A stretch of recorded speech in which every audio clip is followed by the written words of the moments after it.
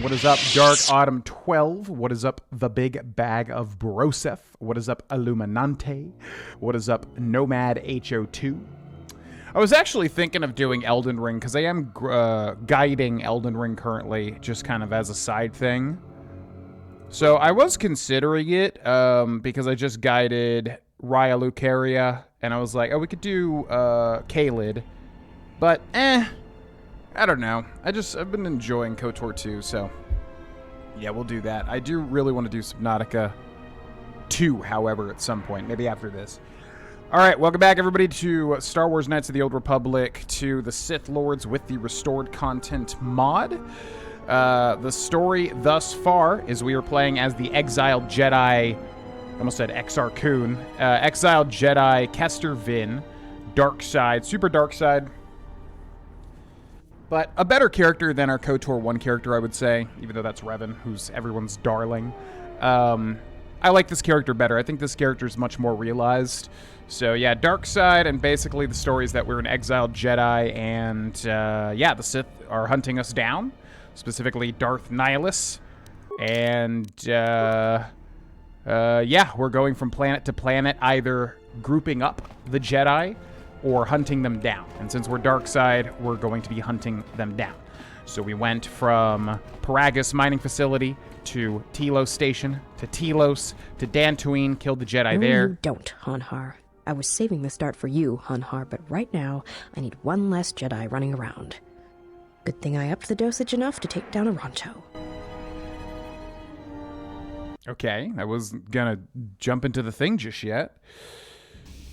But woman has intervened. What is this? So it seems the exile has chosen to come after all. See the entrance to the Jektek Tar.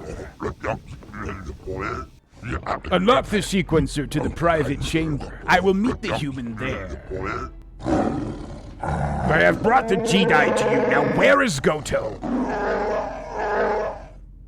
You shall be compensated, Hanar. The trap is not yet sprung. Until then, I request your patience. Huh? Wait, what? We're playing as this woman? What the hell? Mira. Okay, that's really weird. Is this cut content? What the hell? Anyways, as I was saying before, I was so rudely interrupted by Mira here. Yeah, we went to Dantooine, killed the Jedi Master Vrook there, and then we went to Ondar, where we had to land on Duxon, the moon, where we met Mandalore, who's actually Canderous Ordo from the first game, which is super cool. But now he's the leader of the Mandalorians, who are very much on their last legs. And then we went to Onderon after that, and we were forced to leave, so we were not able to kill Master Kavar. They said you'll have to come back later, which is interesting. So then we went to Nar Shaddaa, which is the scum and villainy headquarters, the smuggler's moon, and basically we're being hunted by all of these weird goth kids, and we need to, again, find a Jedi and kill the Jedi here on Nar Shaddaa. We still have not been to Korriban, which was a planet in KOTOR 1, the dark side planet. What's up, Roman? What's up, Uncleated? What's up, D-Money? Yes, there is a full KOTOR 1 playthrough on youtube.com/Grohlvana on the live tab. You can watch, or the playlist tab, full playthrough of this game. All right, yeah, that's weird. So now we're playing as Mira. Very odd. The only other time they did this was with the T3 Astro droid. And now we're playing as Mira, who's in this, like, Bioshock Big Daddy suit because this Jektek Tar bar is poisonous to humans and most other races. Okay, what is your deal? I don't even know what you do. Recommended, maybe? Computer use and... is she like a companion? That'll be really weird, because I thought it would be Hanhar unless we get both companions here and just no other companions. That's odd. Okay, computer use and demolitions, repair, treat injury. Yeah, that's fine. Demolitions is kind of worthless, but okay. And then feats. I don't know what you do. Uncanny dodge, which is literally a D&D class feature. Okay, so you must be a rogue then. Where's that at? Targeting, evasion. Where's your uncanny dodge? Uncanny dodge. A character with uncanny dodge 2 retains the dex bonus to defense even when surprised by camouflaged opponents, and also gains +4 on saves versus grenades. Retains the dex bonus. Okay. So she must be like a rogue, or what do they call them in this? A scoundrel. Okay, well, do we have toughness? That's usually a good one to get. Yeah, let's take toughness. That's always good. Accept, level up. Precise shot 2, attributes, recommended. Goes for dex, makes sense. Skills, recommended. Awareness repair, sure. Accept, level up. Skills, recommended. Okay, feats, targeting 3. We'll give her toughness 2. Always usually good. Accept, level up. Skills, recommended. Okay. Accept, level up. Skills, recommended. Okay. Feats. Master toughness. Master of toughness. Dex to 18. Good. Skills, normal. Good. Accept, level up. Skills, recommended. Okay. Feats, targeting 4. So what, I guess we'll give her a pistol, but she doesn't really have, like, the maximum pistol stuff, which is kind of interesting. What she get? Targeting. Scouts are very effective with blasters and blaster rifles. +1 attack bonus with ranged weapons. +2, +3. Okay, so just ranged weapons, basically. Close combat. +1 attack bonus. Melee combat receive only a +4 attack bonus. I don't know. Yeah, no spoilers, please. I'm going to avoid the chat. I think there's some spoilers in the chat. Please do not spoil anything. Anything that I say is just kind of talking aloud. I don't want to know. Please and thank you. What's up, Roger Hunt 5? I plan on streaming at least 3 hours. Typically on Fridays, I like to go longer. Yeah, please avoid any and all spoilers. Anything I'm asking aloud is just me trying to talk about my experience, obviously. Since this is a full and blind playthrough. Yeah, I don't know if we're just playing as her now. I mean, it would seem that we're going to get her. I don't know. I really don't know. This is an odd situation, basically. Okay, so we want to give her blaster stuff. So what is this? Weapon proficiency, blaster, pistol, and then this is weapon focus. Adds a +1 attack bonus, which is it's all right. I mean, honestly, improved rapid shot's probably better. Let's give her that. Sure. Accept. Level up. Skills. Recommended. Boop. Accept. Level up. Skills. Recommended. Boop. Feats. Master Rapid Shot. The feat allows character to make an extra ranged weapon attack during the round. Characters suffer no penalties when using the Master Rapid Shot. Okay. No. Not auto. Level up. Precise Shot 4. Attributes. Recommended. Dex. Yep. Skills. Recommended. Accept, level up, skills, recommended, feats, targeting 5 now, which is what? +5 attack bonus. Yeah, so we already get an attack bonus. This is improved close combat. Character has mastered fighting with ranged weapons in close combat. Target is short range, they receive a +2 attack bonus. Additionally, when these characters engage in melee combat and their attackers receive only a +2 attack bonus instead of the usual +6. Okay, that's pretty good. I'll take that. Sure. Level up. Skills recommended. Okay. Accept. Level up. Skills recommended. Okay. Feats. This one seems almost crap. Where is it? This one. +1 attack bonus? But I'll take it, sure. Okay. And that's it.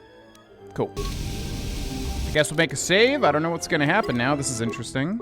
Yeah, so as far as what's happening on actual Nar Shaddaa, we need to meet with the leader of the exchange, which is one of those Grand Calamari people or whatever, and, yeah, they're clearly going to double-cross us. It seems like who we're playing as now literally double-crossed us. A lot of double-crossing going on. I mean, this is, again, the evil place. You know?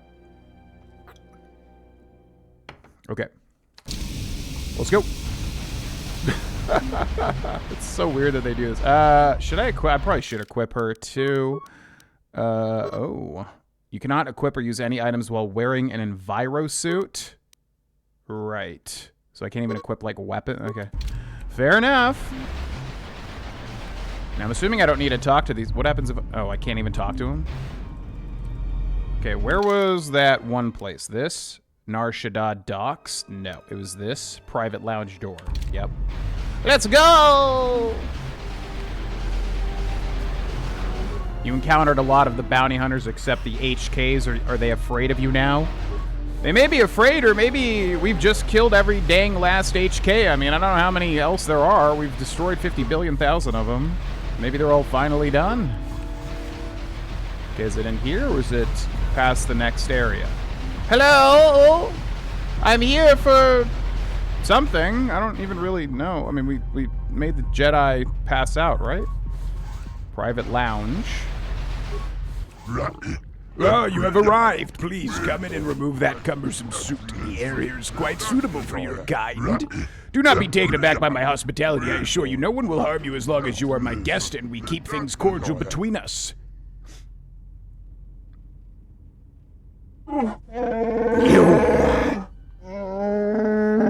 Good eyes, Hanhar. No wonder you're still number 2 on Nar Shaddaa.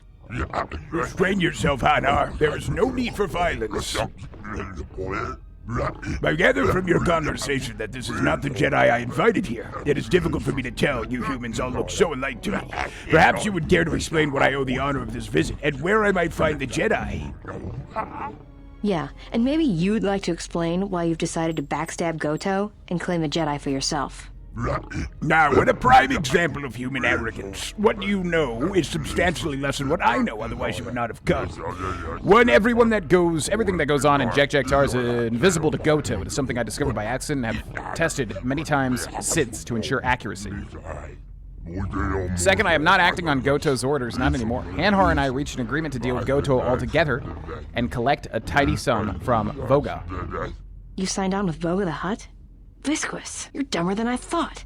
There's no way Goto won't find out. He might, it is possible, but it is a risk I'm willing to take. You see, Voga is very tired of having his freighters hijacked by Goto. It is causing his word to have less weight on Nal Hutta. There's a leak in his operations here on Nar Shaddaa. Rather than simply find the leak and eliminate it, his anger has compelled him to eliminate the source of the irritation altogether. Unfortunately, Goto is very careful about showing himself to others. Voga's employee, Hanhar, discovered this when he attended the gathering on Goto's yacht. It is always holograms with Goto, always.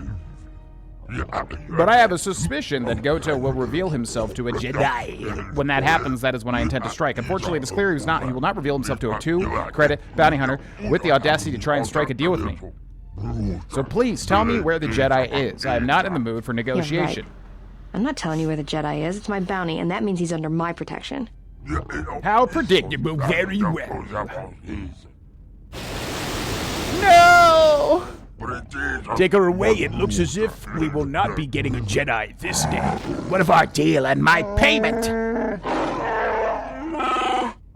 Hanar, please, calm yourself. The Jedi was on the way to meet with us when sidetracked. We must be patient. If he is a Jedi, perhaps he will come for her out of some misguided sense of protectorship. If not, then he will come to meet with me, and we may strike another arrangement. Okay. Yeah, that's weird. Are they both going to be companions? I thought Hanhar, because we don't have a Wookiee yet. I know you can hear me. The numbness you feel should be wearing off soon, but not before we've spoken. When I first heard you were on Nar Shaddaa, I didn't quite believe it. I didn't think anyone could track me here, but I see I underestimated you. I've watched you as you have traveled the refugee sector. I've seen what you have done, what I refused to do. Even exiled, you are more a Jedi than I. If anything, know that your actions have convinced me I can stand by and watch no longer while the exchange closes its grip on this sector.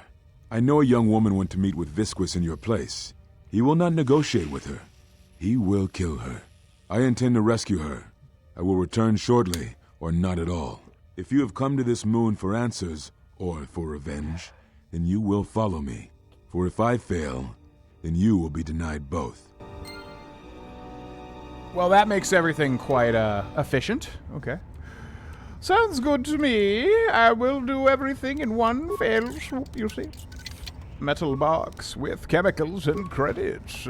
Chemicals and credits. Chemicals and credits. Who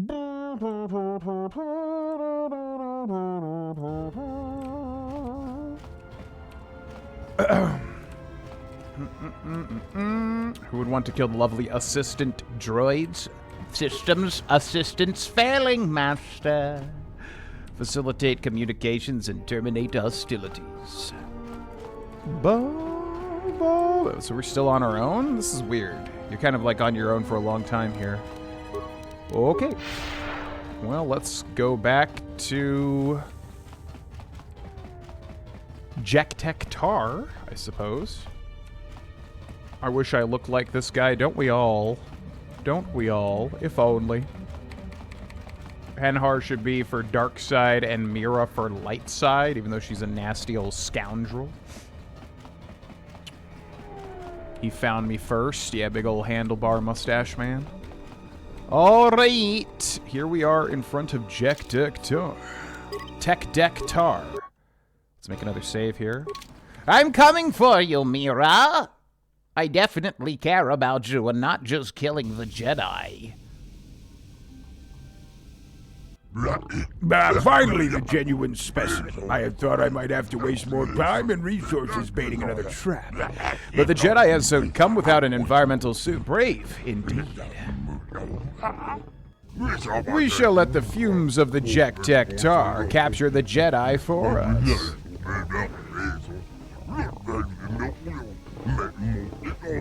Which is kind of bullshit, considering we were fine, and we also have poison immunity. Clear your thoughts. Yeah, we literally did everything here. I mean, the poison doesn't hurt us, but okay.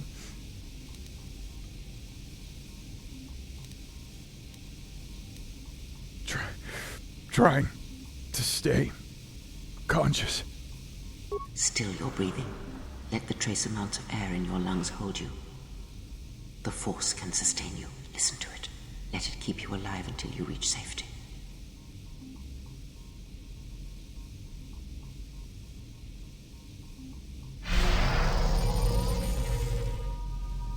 I mean, I was good. Like, I was perfectly fine. But I appreciate it. You have learned a new force power. Breathe control. Breath control. It protects you from all poison damage for a limited period of time at the cost of force points. It is an old technique similar to the healing trance. Some Jedi can hold their breath for hours, even days. The Jedi is strong. Even the air of this place cannot bring him down. I grow weary of these subtleties. Let all the clientele know the Jedi. The real Jedi has arrived. If necessary, remind them of the price for the exile's capture. You think they can stop the Jedi? He will carve through them like a blade. Bernhard, do not take me for a fool. They cannot kill the exile, only weaken him for capture. Be silent and let us watch the amusements on the monitors. You can fight toxins that are inhaled or absorbed through the skin with breath control. Select this force power and use it to keep you alive in the Jektek Tar. Or like literally just have a breath mask, which you get at the very start of the game. And then you're basically fine. It's all good. Unless they just ramped up how damaging this place is. Okay, time to kill you all now. Force storms will do it, methinks. How far in the game are you if you had to guess? I don't know. If I had to guess... If I had to guess, and obviously don't tell me. I don't wish to know.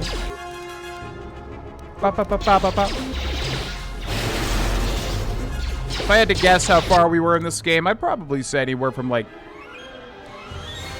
maybe 50 to 60%. What it feels like.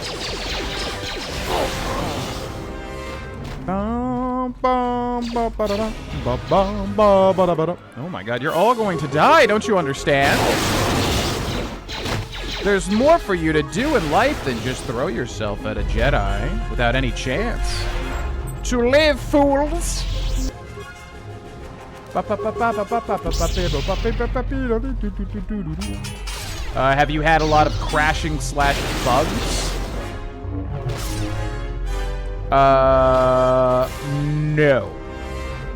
No, we had like one movement bug at the start of the game, but that was about it. The only thing is capturing as usual footage for this game is very weird. Requires desktop capturing, which I try to avoid.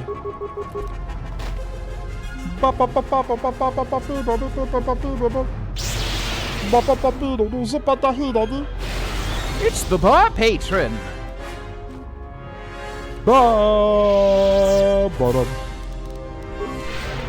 Yo, what's up, Jeff Stewart? Welcome in. Do you have the blaster defense lightsaber stance? Yeah, but we have so much damage, I don't think we need to really... We can basically just constantly stay on force potency. We just deal so much gosh dang damage, you know? I'm here from the Skyrim playthrough 10 years ago. Has it really been that long? 10 years. 10, 15 years. What does Odysseus say? How long has it been? 20 years. I cry every single time I listen to that song. Every single time. Without fail. It really appeals to the romantic deep down inside. Okay, let's just basically kill everybody in Jektek Tar, considering they want to throw their nasty, disgusting blaster bolts at me. Nasty creatures, time to die!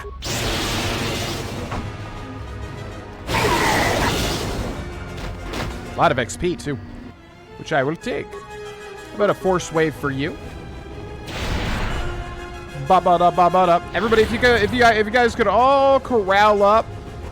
I got something cool for you guys. If everybody could kind of follow me. Got something real cool for you guys. Okay, is that everybody?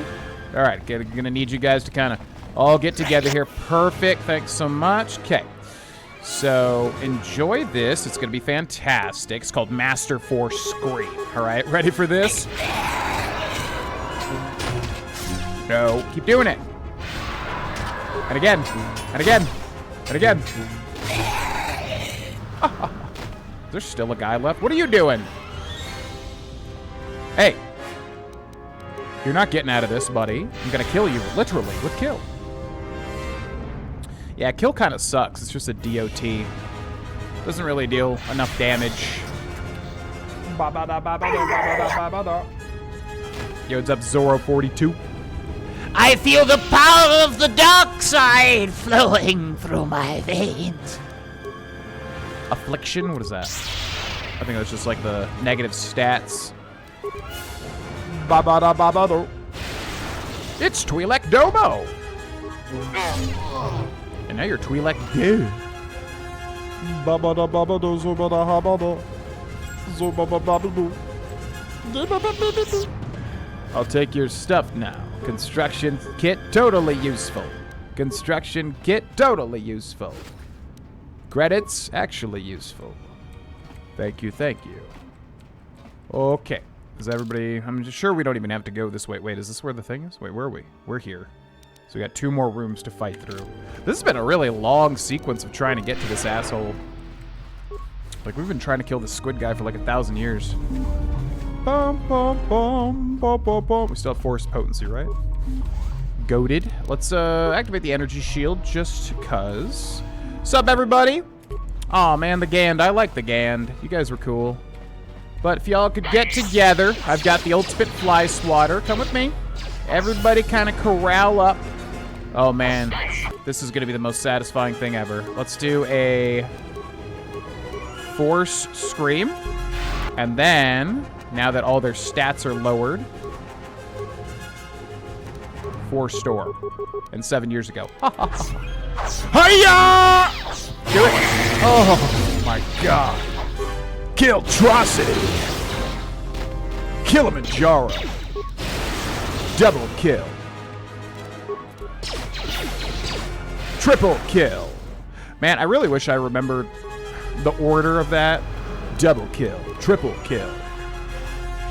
Quad kill? Kiliman is like Killtrocity. Overkill. Kilimanjaro. Oh, wow. Nice roundhouse kick. Anyways. Blow. Bottom. It's so weird that they don't aggro. They're just like hidden over in these places. Killionaire. Oh, I forgot about that. I forgot about that one. That's a good one. Killionaire. Infected. Divorce finalized. Yogurt season. Okay, anybody else hiding out? I'll take your remains. Thank you. KOTOR 2 remake at some point, and hopefully it won't take 10 years. I feel like it would, just because it's taken so long for the KOTOR 1 remake to come out, and that's a pretty popular, albeit maybe a little bit more niche game. So I feel like unless it's just a huge success to where they immediately rush out the next one, I feel like we're probably looking at 10 years. I don't know. It feels like it's going to be a long time. But I would love to play it. I mean, like I said, I definitely prefer this game to KOTOR 1, even though they're both great. But I do dig this one more. Something about it feels better. But I don't know how much of that is the restored content mod either. That could be a big part of it. The exile has come far, too far. The Jedi is a predator. You have baited a trap, but only you are caught. Trapped no, Hanhar. As you know, many vents and shafts run beneath the Jek Tar. You chased Mira through them once, if I recall. So it is as I heard. You do have a base beneath the Jek Tar to trap the Jedi. Yes, it's a private sanctuary, stocked with other hunters as eager to capture Jedi as much as I, and you. We will trap the Jedi there, then wait until the gases overcome him and make him fit for something. Then I will go with you to your base, and I will help you trap the Jedi. After all, we are allies in this. You would not betray me as you betrayed the other hunters. Well, indeed, Hanhar, against this foe we stand together. But there's no more reason for us to remain here. Let's go to the inner levels of the Jek Tar and something, because the dialogue always moves too fast.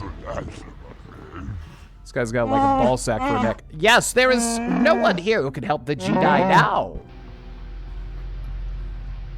So much double crossing. Don't you realize you guys are out of your depth? Don't you even know? All right, Gan.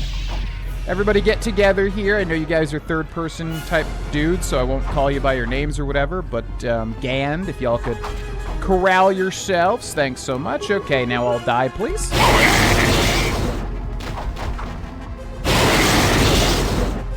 My God. The sheer power that we have. This would really suck, by the way, to, like, not play AoE. Like, you'd have to cut through so many freaking people. It's crazy.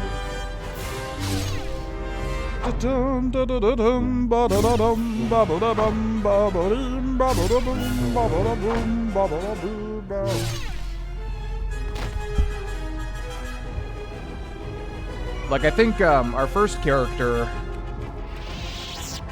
he had, like, I think he was half powers and half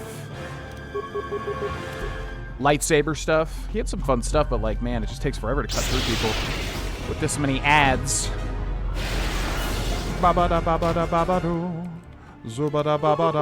Here, let's cancel this. I want to see what we can do with a lightsaber.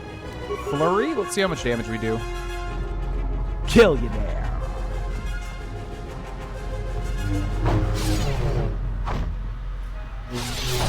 Yeah, it's still not better than the powers, obviously.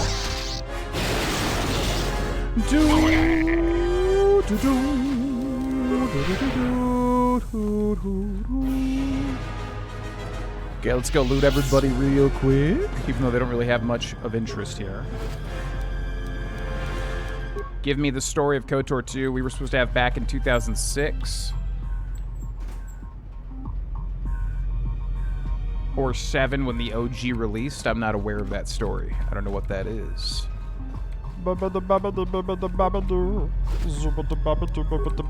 Credits. Credits. Credits. Physical boost D package. You can boost your D with that package. Okay, is this where we're going? Yep. Alright, it all comes down to this. Getting some texts here, so let me just make sure there's no emergencies. What?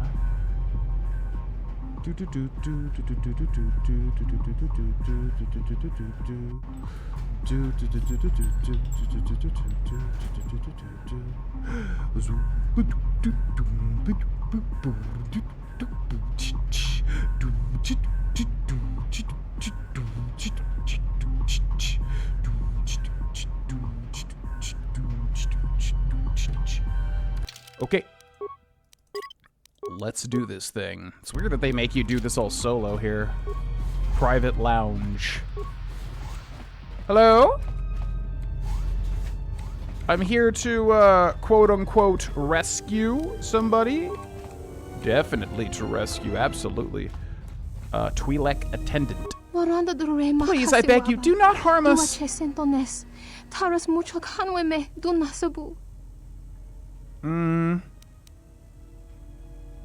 Tell me where your master is, or you'll be corpses. We wish no more trouble. There's a root at the back of the spa. You will find what you're seeking there.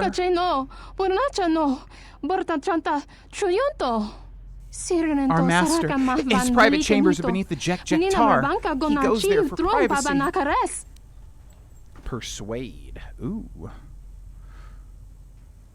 Anything else I should know about Visquis's private chambers? Traps? Defenses? There's a maze of tunnels that lead to his chamber. Old ventilation ducts connected to the docks.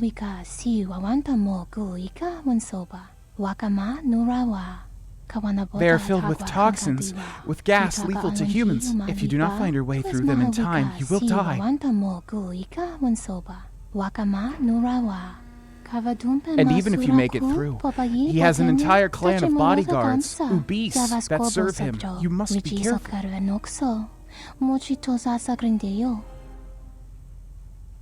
It's funny that, like, literally just having a breath mask basically makes all this poison stuff null. What are Ubis? I don't know what those are. The Republic Purge? So some Ubis survived the Republic Purge? Up to me to finish the job.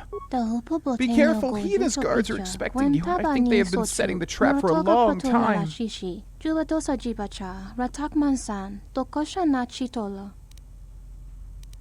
there a Wookiee with him? Yes, Visquis is working with him. He's a monster, and if he guards Visquis, then you are in terrible danger.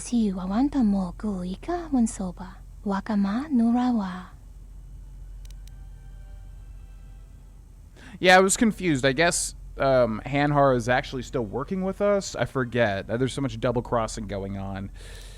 That Wookiee is going to get me to Goto. After that, he's a carpet. Just get out of here. Now, before I kill you.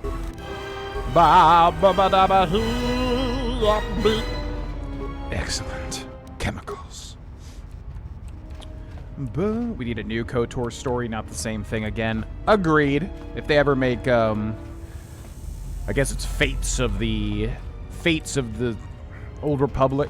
If that's I guess it's a thing. But when they make it, yeah. I mean, make a new story. Just recycling the same stuff over and over again is not cool. Especially with how cool the stories are, anyways. I mean, just do something in that vein. Again, how hard could it be? Not very hard, I would imagine. We've got a Twi'lek attendant. Please, I beg you, do not harm us. Well, luckily for you, it seems like I can't even harm you. Not that, I don't think we would. Like I said, I don't want to just kill people just because it's evil.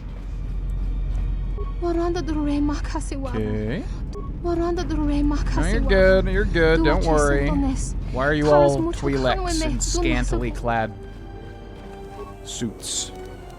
What could it mean?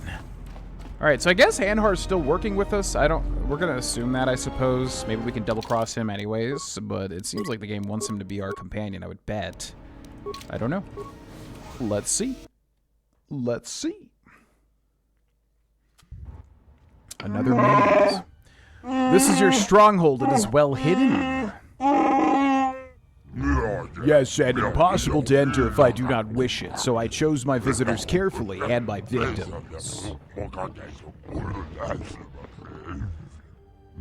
We may talk freely here as we did in the Tar. It is my home, stocked with my soldiers, far from Goto's eyes. You trust this clan of Ubis to walk among you?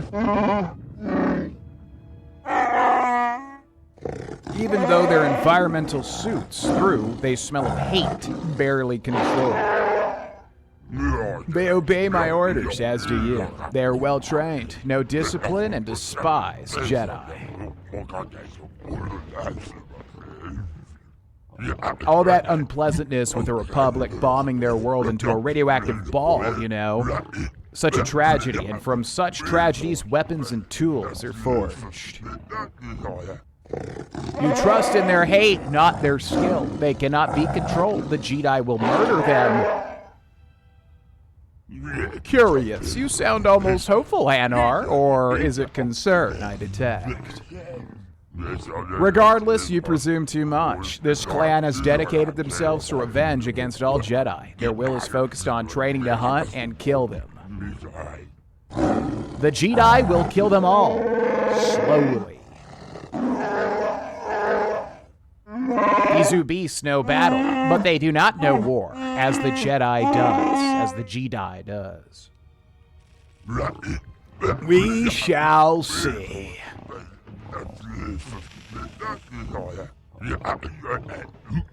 But come, Hanar, I have a gift for you as a show of good faith. It will give us something to divert our time as we wait for the Jedi. There's the buzz of static from your map screen. It looks as if the interference in the tunnels is scrambling the map. Man, oh man, I feel like those two get so many cutscenes. Like, I feel like they eat up the whole cutscene budget of this game. Again, I don't know how much of that is like, you know, cut content, but yeah, it feels like there's a lot of Hanar / Visquis cutscenes. Okay, so we got a maze. I mean, the trick is typically like if you just follow the left wall, you'll basically always like get out of it, right? Because you'll like eventually hit a thing. Average fragment. I can't even attempt to destroy it. Okay. So I guess that's what we'll do. We'll just keep following the left. Blah, blah, blah, blah. I can't even like throw a grenade. Why can't I? Do I have to activate combat? Is that why? Huh? What's up, Jake? Welcome in. Yeah, is that like a canon thing that they pronounce it Jedi? I wasn't sure if that was a Wookiee thing or just like a funny little thing. I don't know. Kester's looking really rough. How dare you? He's been through a lot. With another space game that's better than Starfield. What's the consensus on that? Destroyed droid force. Okay, we don't have it on Kester, unfortunately. What's the consensus on Starfield these days with all the updates? Is it actually, like, decent now? Is it worth it, or is it still kind of mid? I have, like I said, Farah's corpse, plasma torch credits, and Farah's databed. I have considered, like I said, going back and playing it at some point just to, again, beat it, but... Has the consensus improved at all? Is it considered better at all with all those updates? This may be my last entry. I tried to navigate the vents beneath the docks to meet up with Suyin, but the map's showing static and I can't get a fix on my position. The vent doors keep sealing behind me, the gas mask's running out of air, and there's only a few charges left in my plasma torch. I'm not going to last much longer if I don't find an exit port. Yeah, just get a breath. Just get one of these masks. I mean, you could, it literally makes it like poison useless. It's great. Okay. Anyways, I like how you can just literally just walk past these traps. The evil Wookiee from KOTOR was Chundar. Yeah, I thought it was Hanar for some reason, but Chundar. Yep. I thought they were doing another thing where it's like, remember this character from KOTOR 1? He's back. Makes me fall asleep. It's actually not possible to finish it. We are wasting time. We must prepare for the Jedi. Be patient, Hanar. The gas in the tunnels will take care of the Jedi for us. Besides, one who does not know the tunnels has no chance of finding the exit. The Jedi will find his way. He has endured worse. You think much of the Jedi's chances. Even should the Jedi reach the exit, the door will not open, either back to the Jek Tar or here into my stronghold. It would have to be open from the inside, and even if it was, then my guards would do what the gas could not. But enough, as I said, I have a gift for you.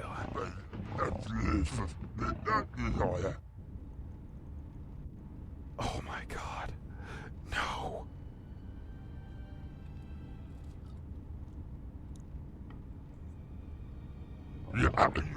Mira, I'm pleased that my traps did not cause any permanent scarring. It turns out the Jedi you decided to ambush has decided to come here anyway, no doubt to put an end to you. You know how base and vengeful humans can be. It would be amusing if the Jedi were to catch you. But I have other plans for you. The Jedi's attack has ruined certain amusements I had planned. You must make those up to me, I think.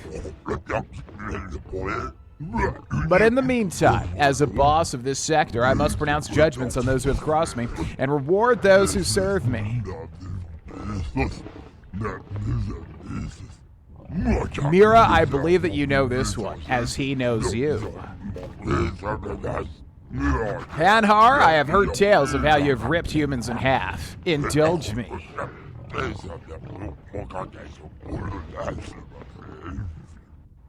I have left her armed. I do not want her to die too quickly.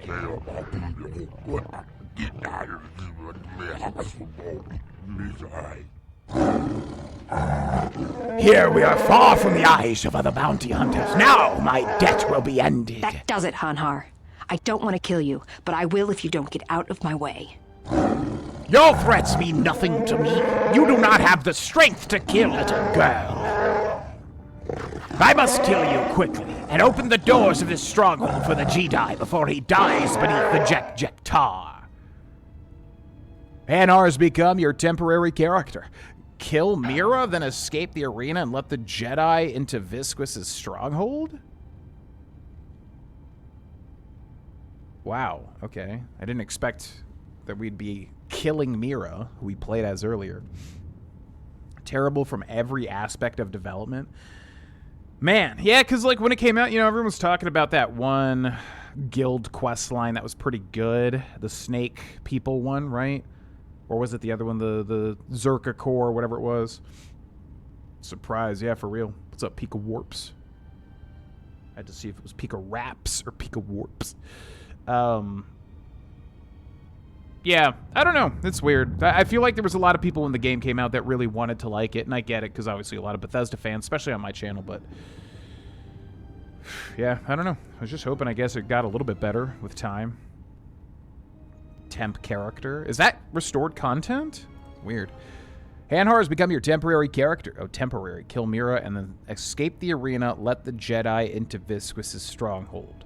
So I guess we are still working with Kester.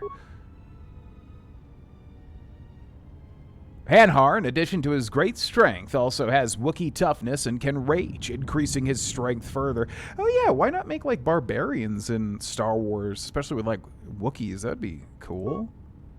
Yeah, because raging is a barbarian thing in Dungeons & Dragons. What the hell is this? It's Mira! Okay, what do we got? Wookiee Rage. We got a bunch of stuff there. Well, I guess we just rage, right? Wookiee Rage, go! We got level ups, too. Computer use?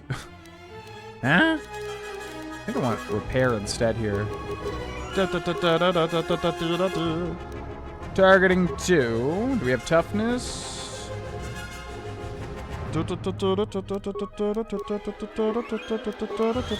Evasion.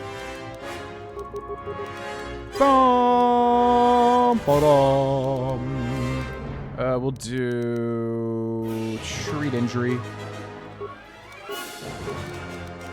Wait, what? Repair. Treat injury.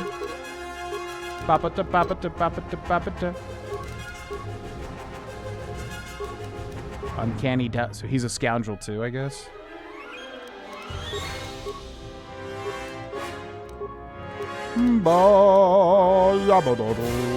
Dex? What about strength? I'm just gonna go strength, right? Strength and con? Yeah. Ba-ba-da-ba-ba-da-ba. Wait.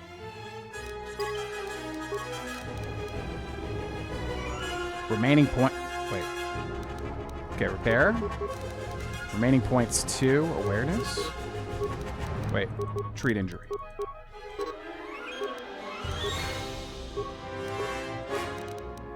Yabba-dabba.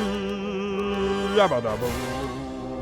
Feats. Wookiee toughness. What's Wookiee toughness?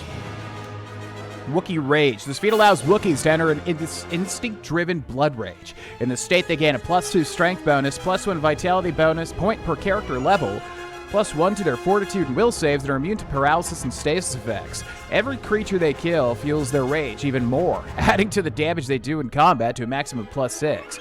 While Wookiee rage is activated, the character suffers a -2 penalty to defense. This effect lasts for 30 seconds. Okay, where's Wookiee whatever? Targeting. Where's the Wookiee power? It should be listed here, shouldn't it? Oh, is this Wookiee toughness, improved toughness, master toughness? Okay, that's fine. Except, level up, skills, repair, treat injury, awareness, ba-ba-da-ba-ba-doo-boo. Repair, treat injury, awareness, ba-ba-da-ba-ba-da. Wookiee Fury. This feat allows Wookiees to enter a mad fury in combat. In this state, they gain a +4 strength bonus, +2 vitality point per character level, +2 to their fortitude and will saves, and are immune to paralysis and stasis effects. Maximum +6, that's the same. When it's activated, the character suffers a -4 penalty to defense. They get an extra attack around. That's pretty good.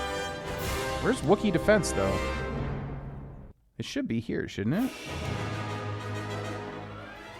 Okay, let's just do improved flurry. Precise shot 3. Strength go up. Skills, repair, treat injury, awareness. Accept, level up, skills, repair, treat injury, awareness. Ba-ba-da-ba-ba-doo-boo. Targeting 4. Master flurry. Same thing as rapid shot.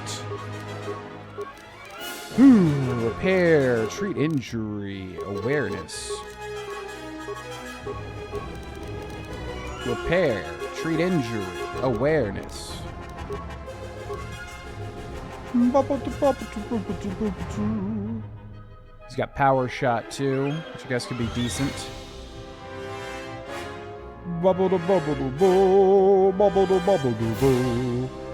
Characters that focus on using a single one-handed weapon, which we're not doing. Where's the other one? Is it this?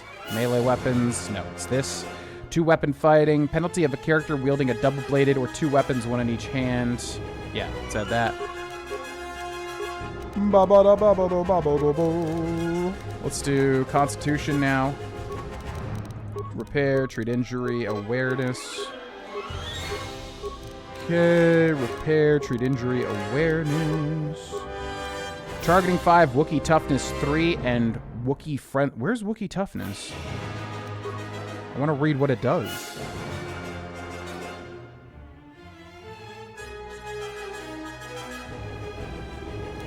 Wookiee frenzy. Killing frenzy. +6 strength bonus, +3 vitality bonus, +3 to fortitude and will saves. +6. Character suffers a -6 penalty to defense, 2 extra attacks around. Damn. Improved 2-weapon fighting. Let's do that.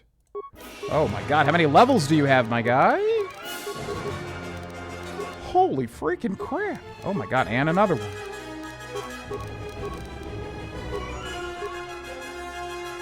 Master 2-weapon fighting. This feat again reduces the attack penalty for characters using a double-bladed weapons or 2 weapons, 1 in each hand by 2 for a total of -2. Main hand, -2 offhand. Use of a balanced weapon in the offhand can even further reduce the attack penalty by 0 to a final total of 0, -2, negating it almost entirely. I like it. Okay, holy shit. 15,000 bonuses. Alrighty, time to die. Let's just do Master Flurry here. Whoa.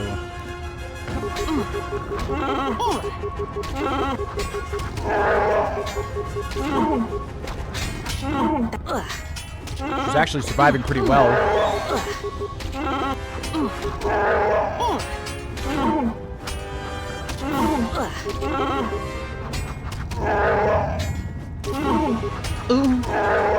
Fallen. Kill her, Hanha!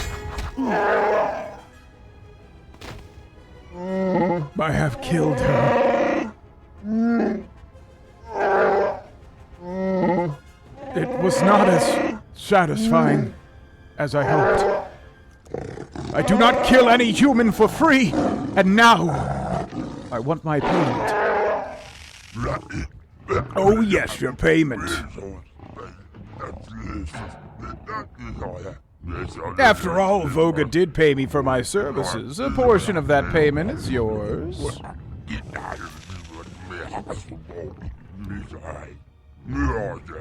Did you know that when the humans bombed Dantooine, few calf hounds were left? They fetch a rare price on the galactic market. Of course, the drawback is that one must keep them fed. So, here is your payment, Hanhar. Your credits, each with 4 legs, teeth, and very, very hungry. I shall send tenders in to collect your remains when they are finished with you. Who the hell is Tenders? Is that a name? You need to find a way out of the pit, and find a way to open up Visquis's stronghold and let the Jedi in. Alrighty. Well, what do we got? Improved power attack, attack, master, flurry. Let's just go master. Actually, let's cancel this. We want to rage first. And then we're just going to go for it.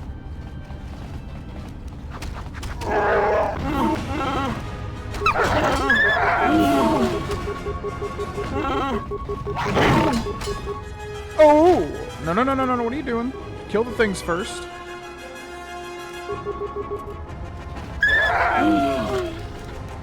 It just died. Okay, poison grenature.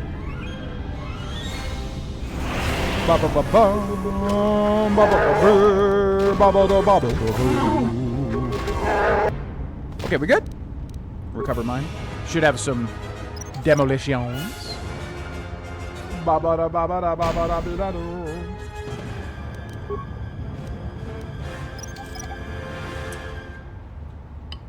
Even mods can't save it. Unfortunate. 2-weapon fighting is good. Pit victim. Here, can we cancel this? Pit victim. Sounds like a Star Wars name. Hey, it's me, Pit victim. Boop, boop, boop, boop. How long does this last, by the way? Seems like it lasts quite a long time. Beast tender? Oh, that makes more sense. He just said tenders. Good old tenders. Credits, tranquilizer, dart, and poison dart? Dun, dun, dun, dun. 60 seconds. Oh. That's a long, long time. Yeah, that's really... Man, Nar Shaddaa is kind of odd. They have you play as Mira, and then she just dies to... Like, why do they even do that? Unless that's a cut content thing. McGruff 405! GV saw you figure out last stream. You can make companion Sith or Jedi once you max influence. Made unlocked cause you progress with visas too fast before her. Gotcha. Yeah, I was a little confused by... Everybody was basically trying to hint at it. You know, and I was confused because I thought, oh, so you can go max or... I thought it was something like basically, yeah, it'll culminate in some big thing where like they have to choose to stick with you or fight you near the end, so it doesn't matter if you have maximum negative influence or maximum influence. I didn't realize that's what you guys were hinting at, so now it makes a lot more sense. I don't really care about the Handmaiden because we're not going to use the Handmaiden, but... Yeah, I guess what you guys were trying to say was basically, like, try to max out everyone's influence so that you get a full squad of Sith Lords. Seems hard to do. I guess we can do that. I mean, honestly, Kestervin is so powerful, we can probably carry everybody without having to constantly change and level them up and stuff. So maybe we'll try, but it sounds like we can make, yeah, Visas a Sith Lord now, which is sick. And I guess we'll try to do Mandalore too. But it kind of sucks, because it's like I always want to, you know, roleplay. So I don't want to just tell them what they want to hear. I want to, like, roleplay. Because that, to me, is more fun. But, yeah, we'll see. We'll see. We'll try to do that with Vsauce first, though, because she should be maxed out. And thank you, McGruff, for the $5 super chat. Welcome to the stream.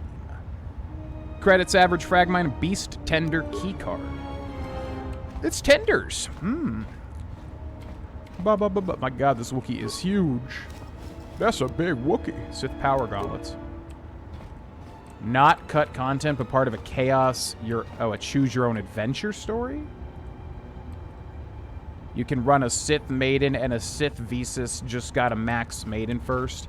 I don't really want a harem. Every playthrough I do always ends up with, like, a full squad of women, but that's just because I feel like, I don't know, a lot of the time female characters are more interesting than male characters. So I don't think we're going to use the Handmaiden. If we could make everybody a Sith, that would be cool, but, yeah, I don't feel like we'll use the Handmaiden. If we can make everybody a Sith Lord, I don't know if that changes things. We could definitely try to do that. I don't know if we have enough game left to influence everybody.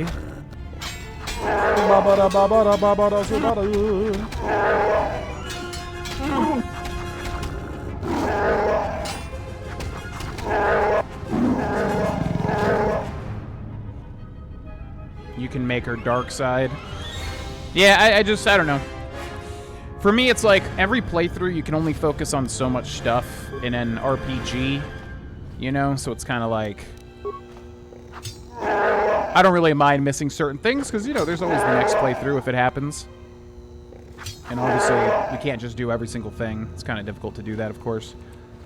But, yeah, we'll try to do some cool stuff.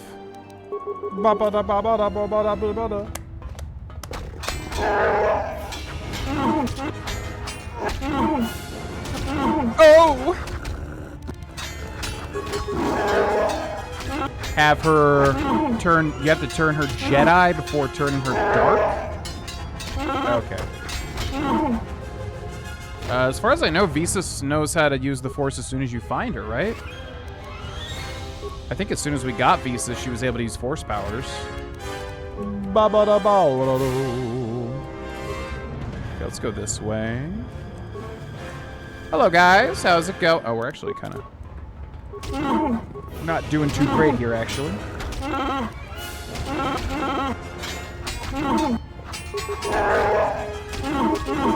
Oh! My God, Hanhar is a monster. Oh my God, he's just too strong. Oh yeah, we probably should put the Mandalorian power shield on, huh? Let's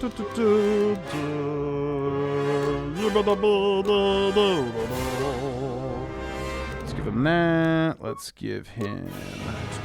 Sure, let's give him... Energy shield.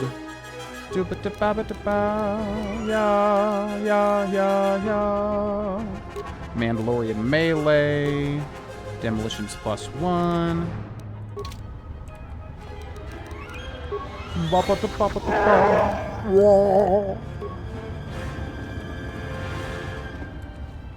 Okay. We have no way to heal either, outside of med packs, of course. Let's go... let's go this way. Vsauce and Mandalore Sith is the way to go. Yeah, usually whenever I play an RPG, it's like I want a team of like the coolest, most interesting characters, at least to me. So that usually means an alien if I'm playing in a you know, sci-fi game. Not boring old humans. And that usually means who's ever got the most interesting shtick. I remember in Dragon Age Inquisition we used... I guess I don't want to spoil it because if I remember correctly, he was a bit of a very interesting character. But there was like yeah, there was like a red-themed guy with a scythe. I don't want to spoil it because I feel like that was, yeah, specifically like something that was a bit of a spoiler. But anyways, like, whoever I find the most interesting, basically. So, as far as this playthrough goes, definitely Vsauce, for sure, endgame party. It's like the same thing with Canderous Ordo when we played KOTOR 1. It's like, he's cool, but he doesn't quite fully scratch the itch. So, I don't know. We could use Hanhar. I mean, Hanhar seems pretty strong, too. If Hanhar is a companion, I mean, I still don't know, I guess. It definitely seems like he's going to be. But they've kind of done some bamboozling. Yeah, we could use Hanhar instead of Mandalore. I don't know. I don't want to use HK because we used HK in the first game. So yeah, it really only comes down to Mandalore and Hanhar thus far, I think.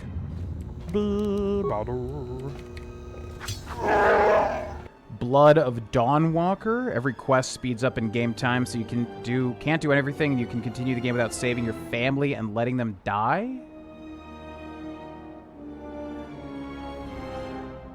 Oh, that's really interesting, huh? You can save them. Really cool. Vampire open world RPG coming out by former Witcher devs?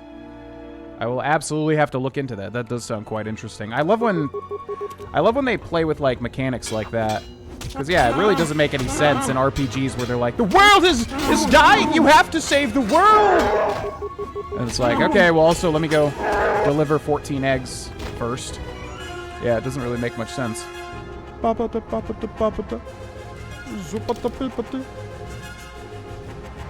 Okay, so this... What's this? Beast Pen. So over here is the maze. What happened to Kester? I guess no matter where we go, it's kind of all leading to the same spot. Wait, where does this go? Okay, let's also use a med pack. Usable. Life support pack. Also gonna save. Okay. Here I go killing again.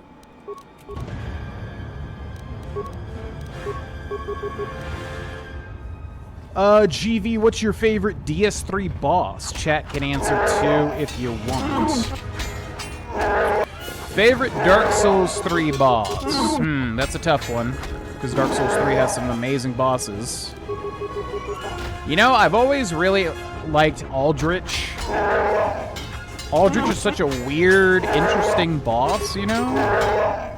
I love that he's, like, devouring Gwendolyn. Such a cool thing. Is he my favorite, though? He's definitely one of them. Multi-spectral target assessor.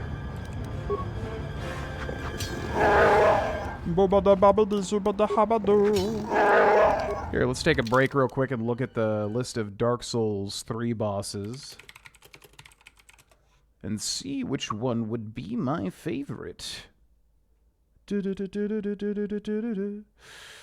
Gale, obviously amazing. Honestly, would probably just... I don't know. Nameless King, also sick. Sister Frida, also sick. A lot of DLC stuff there.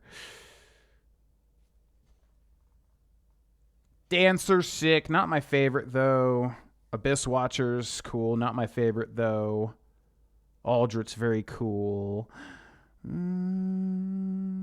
Oh, Wolnir. Everyone hated Wolnir so much, but I love the design of Wolnir. It's such a cool event that happens, even though it is a gimmick boss.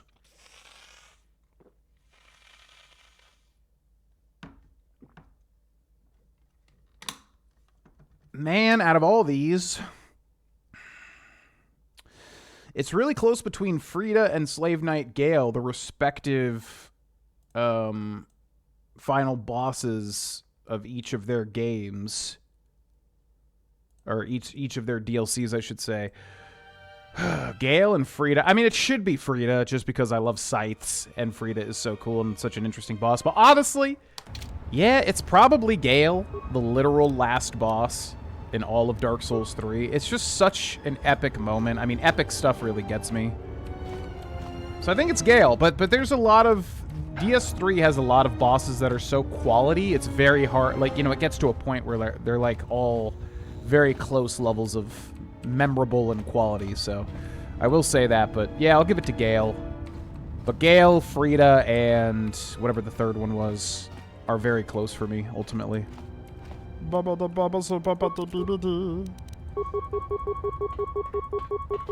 Yeah, I know Atten. I mean, the thing is...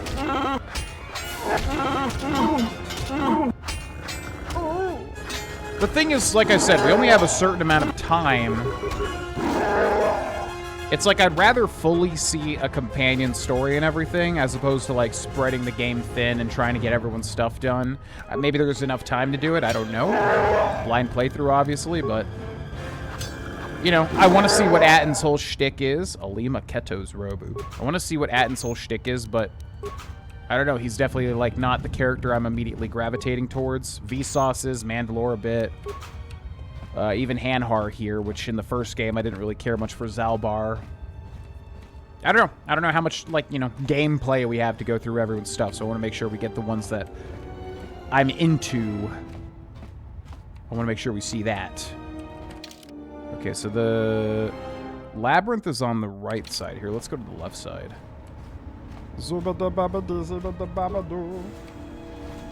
Mortot? Can you post in the Discord, McGruff? Could you post in the Discord, just to remind me, like wherever, video game channel or whatever, just to remind me to, check out the trailer, because I'll forget. If we talk about anything during the stream, I always forget. But yeah, if you post it in the Discord, I'll definitely, check it out after the stream.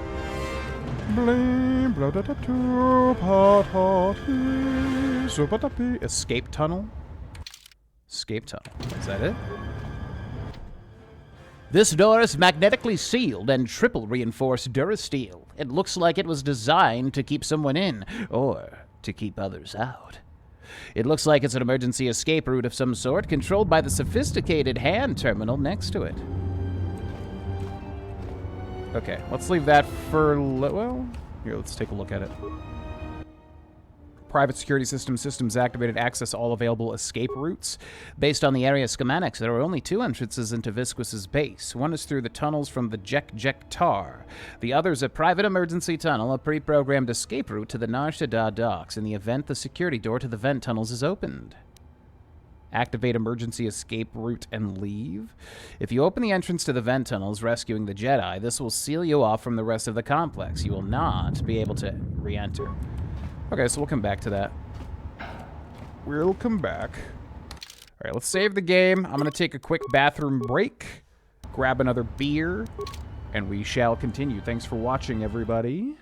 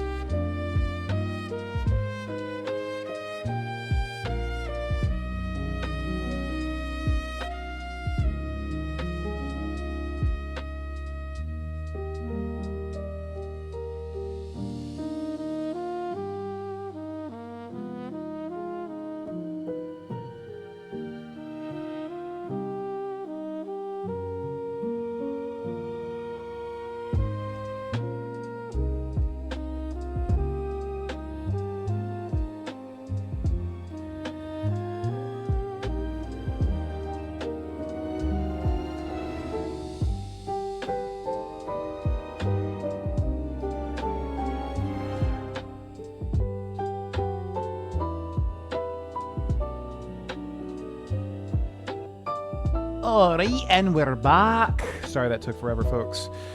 Next up, we have got New Belgium's Voodoo Ranger Juice Force IPA Hazy Imperial IPA. It's a strong boy here. Quite like New Belgium. In fact, there's 2 New Belgium beers that I grabbed today. Cheers. Very juicy. Very good. Honestly, one of the best IPAs I've ever had, really. This one's really, really good. Got like a citrus taste to it. Very strong. Love it. Nameless King and Gale. Yeah, I was trying to wrap Nameless King into it, but I don't know. It's epic, but it doesn't beat out those others for me personally. It is great. There's a lot of really great Dark Souls 3 bosses. What's up, Relic Brown? Welcome in. Alright, let's go, Zalbar 2, Hanhar Electric Boogaloo. Should probably give him some better weapons here too. So what is this? Reek Blade? I have no idea what's considered like a good normal blade. Damage physical 3 to 8. Damage bonus plus 3 physical. Critical threat 20/20 times 2. Balanced 2 versus 2 weapon penalty if used in the offhand. Attack mod plus 2. Upgradable edge and grip. Okay, we have Vibro Sword, which I don't think can be dual wielded. How can you tell? Balanced? Vibro Cut or Vibro Blade. How do we not have a single other thing for him? That's actually crazy. Huh. I don't know. I don't know. I don't know you, and I don't care to know you. Cut through it, please. Hanhar! Lothric and Lorien, somewhat underrated. Yeah. I like that fight. I feel like people hate that fight. But I didn't. I've never really minded it. It's a bit annoying, I guess. But it's interesting. There's not really any bosses in DS2 I just don't really like at all. I'm trying to think, like... Or DS3. I feel like people just love to shit on DS3 for random reasons, and I don't get it. I feel like the level of quality for DS3, pretty much across the board, is very, very good. And, like, even the weaker parts, I don't know. I still think it's quite good. Because I'm trying to think of any bosses I just truly don't like. There's, like, some gimmicky bosses, like even Wolnir I like. As I said, it's very cool, that whole section. Very visually cool. I love Wolnir's design. The Deacons of the Deep. I love the look of Dark Souls 3 so much, so even the annoying fights like Deacons, I still like just because it's such a cool area. I love the idea of the idea of the Deacons of the Deep. I don't know. DS3 is like a masterpiece for me, honestly. I like all of it. Yeah. Yep, I like all Souls games. I feel a pang to play through all of them eventually.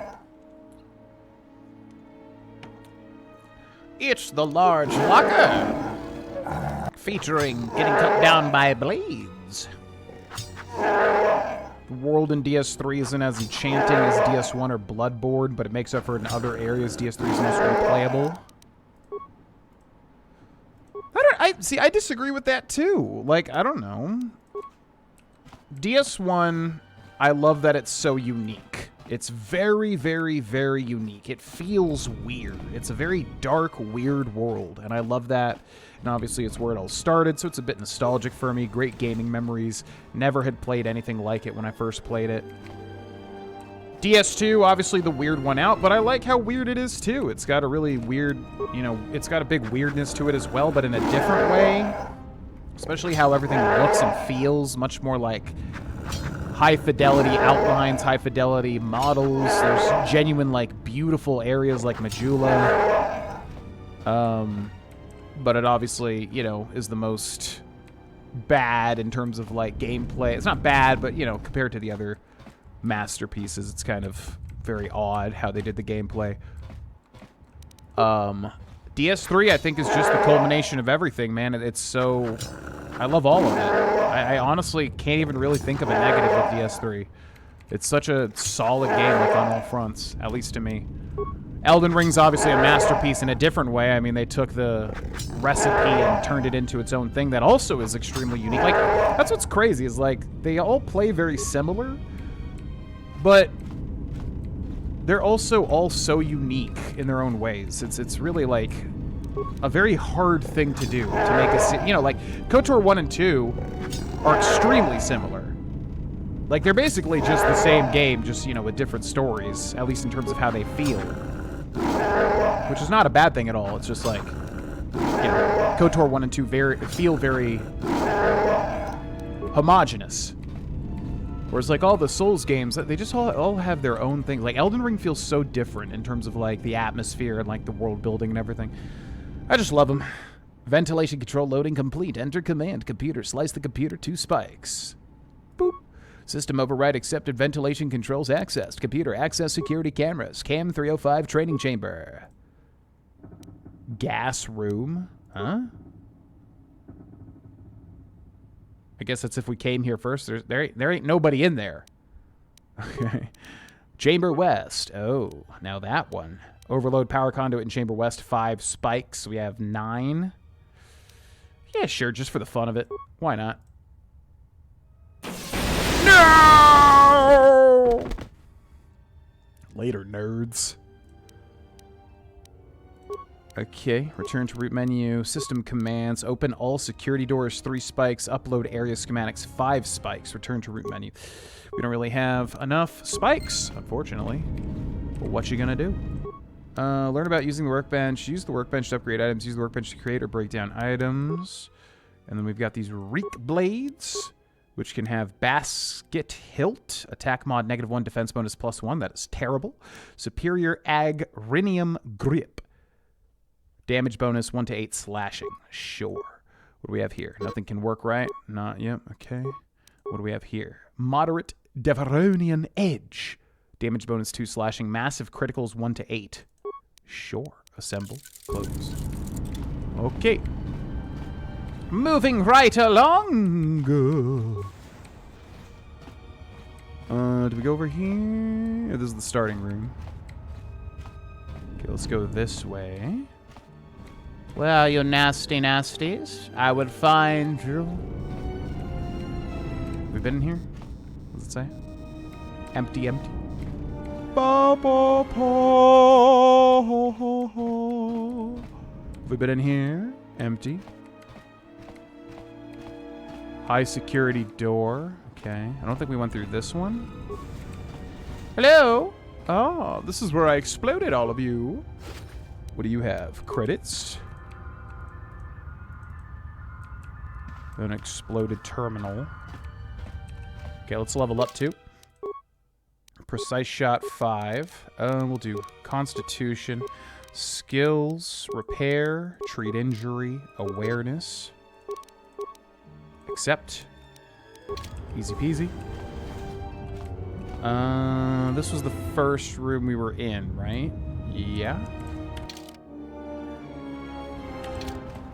So it's probably going to lock me out of going into this other room, because that leads to where Kester Vin was in the labyrinth, and I'm assuming they don't want me to go through here as the Wookiee. This door is magnetically sealed and triple reinforced Durasteel. It looks like it leads to the vent tunnels where the Jedi is trapped. There may be an override somewhere else on the level. Knew it. Okay. Boom, boom, boom, boom. Yeah, it's straightforward, but I don't know. I mean, Bloodborne's got the cool factor. Everybody loves Bloodborne, and I've actually loved it more and more as I've played it more and more. So I get it. But, you know, everyone loves Bloodborne because Bloodborne's just so cool. But DS3, you know, I feel like it's the short end of the stick. It's also got its own atmosphere, too. It's just not as sick as, you know, Bloodborne shit, which I get. Activate emergency escape route and leave.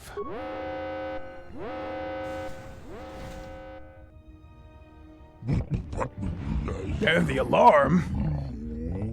Looks like Master Chief. Who opened the door to the vent tunnels early? I ordered it sealed until I gave the command.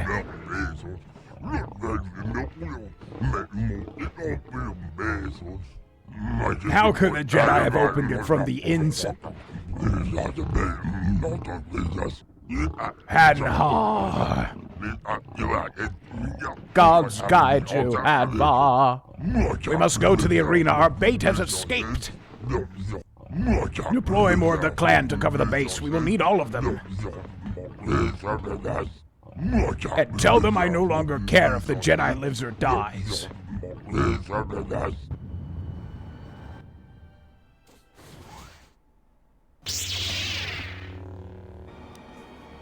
250 XP. I feel like as far as pacing goes... What? It looks like the interference in the tunnels is not present here. Your map has been recalibrated. If you go back through the tunnels, your locator should work normally. Oh, okay. Yeah, because we didn't do everything in here.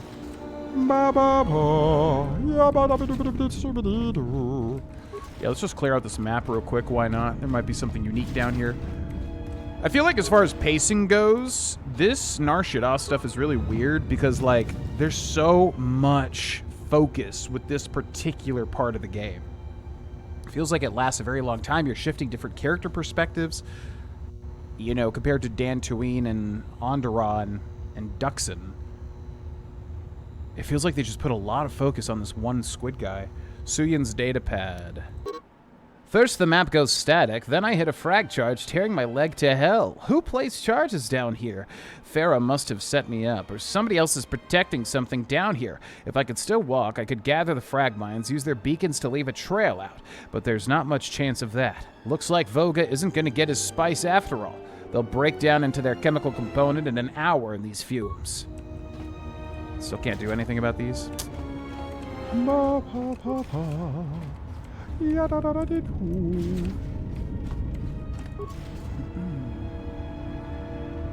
Yeah, Sekiro's great too, but as I always say, Sekiro's kind of the odd man out because it's more of an action game, kind of. It's weird. It doesn't really feel the same as the others in that way. But I love me some Sekiro too. It also has a lot of similarities. It's just like the most different. What's up? Bolar Medkokos? Watching your Fallout 1 playthrough. Thank you for watching. Hope you enjoy the rest of the playthrough.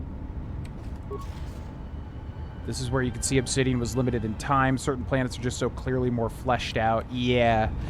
Yeah, that was the vibe I was getting. It's not that it's bad or anything. It's just that,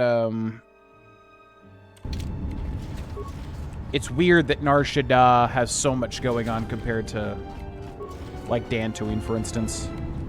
Dun, dun, dun. And it's, you know, I wouldn't mind if, like, there was that much going on, but, like, kind of with different situations. It's been, like, the same thing with this squid guy. Like, we've been hunting this squid guy for so long now. It's actually insane.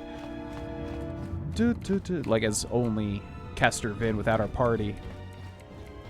Okay, do they spawn in here? I thought he, like, spawned more dudes. Is that not happening? Alrighty. Oh, he did. So we'll go kill them.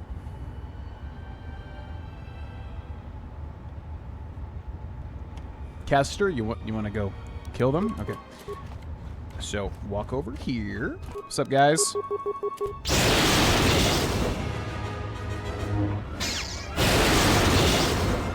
Adios. No loot? I am Yeah, sometimes it takes a while for these things to pop up. Okay, there may be more dudes that spawn, but I'm not going to care about that. We're not going to get that much out of it anyways. This door's magnetically sealed. Okay, I thought it was opened by Hanhar, though. Access all available escape routes. Yeah. Someone has activated the emergency escape tunnel. By doing so, it opened the door to the vent tunnels where you were trapped, letting you escape.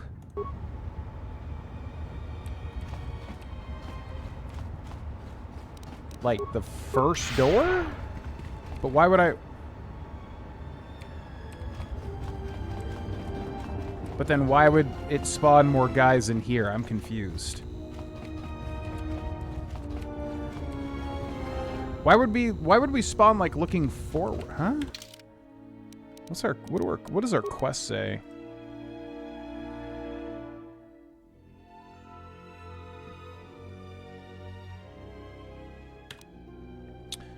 Yeah, I'm confused. So it opened up this door? Then why would we spawn like here looking this way as if any of this matters? Because there's no other door here, huh? Beast pen. Okay. It's odd. Well, let's go back the way we came, if I'm understanding this correctly.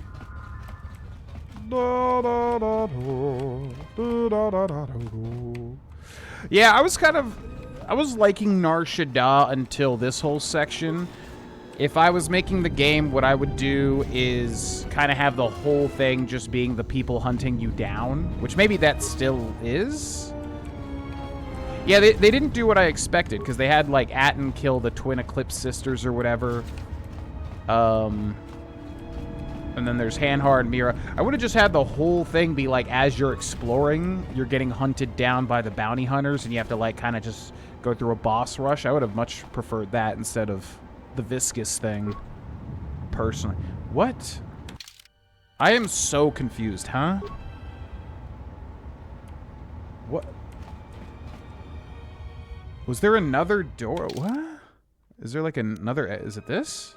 Vents. Okay. I was wondering what that was on the map, but I thought it was just saying we're in the vents down here. But I guess it is saying that. Yeah, I'm really confused. What did Hanhar open for us?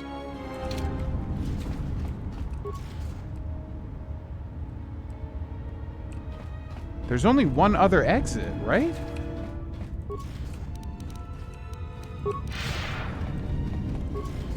And it's that one, like, maximum security door.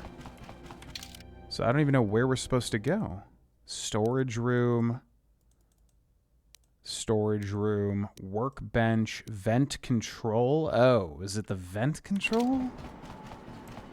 Maybe that's what it is? Bum, bum, bum, bum. Just sprinting on the wasteland for 2 minutes straight to stumble upon junk loot.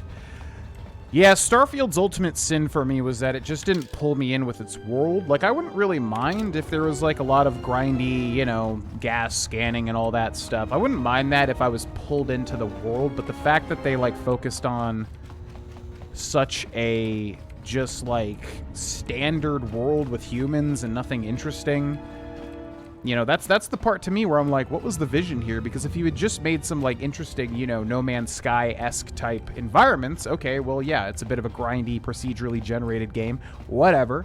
I'm much more, like, incentivized to do it, to, like, see the cool stuff. But they just were like, no, it's gonna be, like, humans, bandit humans, and whatever they called it, NASA punk. And so to me, I'm like, okay, but that's, like, you know, probably the most bland choice you could make for a game like that.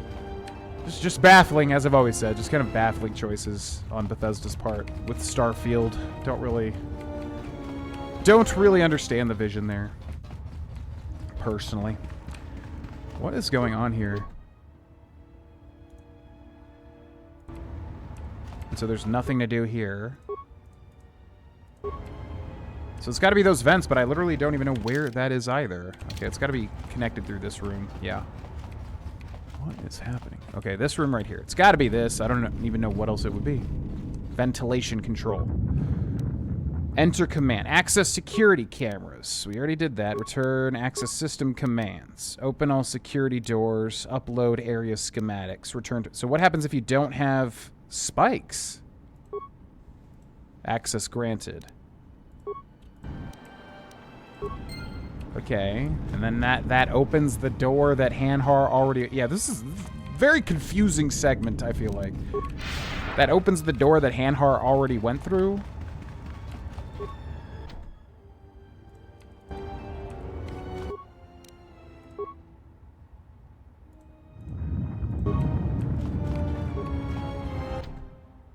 Bro, I am so confused. Huh?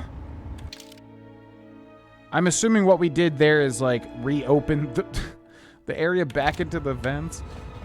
Yeah, it's just so bizarre. It's like, have Hanhar go through, open the door to let the Jedi in, then the Jedi comes in, to click the ventilation control. Then the Jedi goes back into the vents and leaves back from where he came into. Just like, huh? But why? Go to the arena? Okay. Is that what it is? Did they say... Am I just stupid? Did they say go to the arena? I'm just confused as to, like, where we were supposed to be going the whole time. Yeah, man, I was looking forward to Nar Shaddaa. I definitely like the first half. But yeah, I would say all of this is definitely convoluted. Like, I don't even know what they were really going for with all this part. But the first part I was digging, for sure. Ba, ba, ba, ba. All right, let's go to the arena then. Oh, here we go.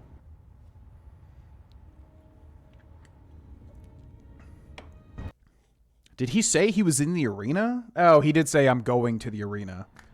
You need to choose one party member to accompany Atten and Bao-Dur. Oh god, this again? Okay. No one. Atten does not need a third party member. Okay. Also, remote is inside Bao-Dur. I didn't realize they were that close. Mandalore, T3M4, HK. Vsauce. Yeah. Probably Vsauce Mar. Party selection complete. Especially because she's the only one that, like, has equipment here. Azanti Zug. Alright, let's switch to Vsauce and level her up. Skills recommended. Feats. Got the master thing. What's this? Advanced Jedi defense. Improved dual strike. Being attacked by another party member sounds good to me. Powers. Destroy droid. It's not really going to help us out here. Actually, this will be better. Force storm. Let's do that. Accept. Level up. Attributes. Recommended. Dexterity. Sounds good to me. Skills. Recommended. Okay. Powers. Got one power here. Destroy droid. Destroy droid affects all droids within 6 meters of a target droid, disabling them for 12 seconds, inflicting 1 to 6 damage per level of the attacking character. Okay, sounds good. Accept. And then we've got Mr. Bao-Dur. I think we just auto-level him up because we're probably not going to use him. Yeah, I think so. Okay. Then, Vsauce, Michael here, hit them with Insanity first. Then, shock the shit out of them. And switch this to Force Potency. Go.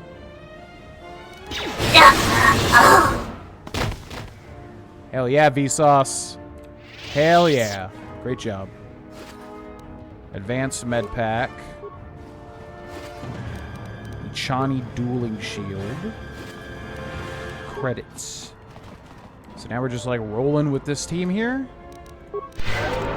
Alright. Let's go save Kester, I guess. Is that what we're trying to do? Lost Jedi. Okay.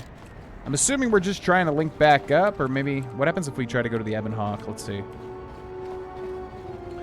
Are you excited about Fallout 5? Yeah, definitely. I mean, as with anything Bethesda's coming out with, I want to see what they've got cooking. You have to get into the Jek Tech before it's too late. Okay.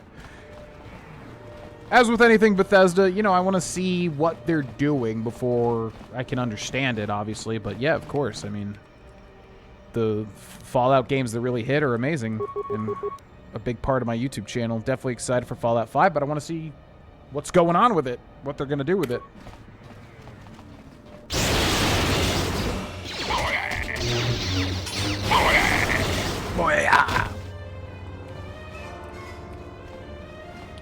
This game is supposed to be 16 times the detail? Really? 16 times the detail. Okay, Aton. Sneak attack 10. Recommended. We're not really going to use Atten. Wow. What a level up. The honor is mine. Gand. Oh, we're out of force power already, damn. Oh, God. Terrible time to be out of force power. Okay. Oh, just got enough. Nice.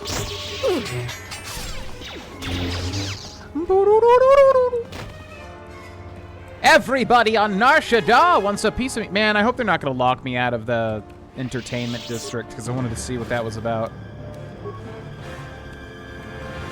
Okay, so where was this? I forget. It was the north part, right? We need to find where the Zug brother. Okay, let's chill and get some. No, you fool! You fool!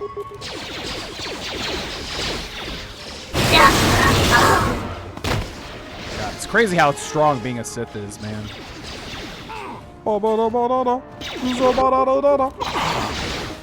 Systems failing, master. Systems failing, master. Systems failing, master. Baodur, you died? How did you die? Come on, man. Really? You're doing the same shit you were doing when we first started the game. Okay, it was the dogs, right? Yeah. Hopefully they let me explore more, because I want to... I hope we don't get locked out of Nar Shaddaa here. Two-weapon fighting.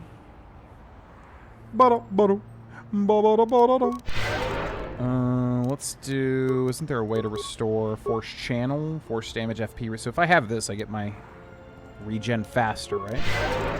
Then I can heal them. Chill here for a second.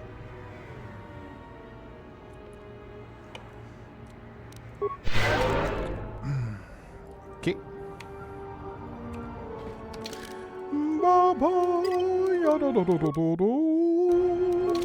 Let's go. What just happened there? Huh? Back to Kester? Yeah, I gotta say, I think this section of the game, it's a bit confusing. There's so many, like, switches of perspectives happening. You finally arrived, both much sooner, yet much later than I'd hoped. Okay. You're the one who wanted to see me, so what did you want? I'm not looking for trouble. I was hoping for a civilized discussion. Get to the point. Stop wasting my time. I'm here to kill you, Viscus. Based on your actions alone, I take it you're not familiar with the organization I serve, or my responsibilities. I run the refugee sector. I decide what happens here. I control the flows and currents of this sector. So cool. As if I care. You have caused a great deal of trouble in the exchange here on Nar Shaddaa, and I wish to know why. You don't get to know. I mean, if I was literally Kester Vin, I would literally just...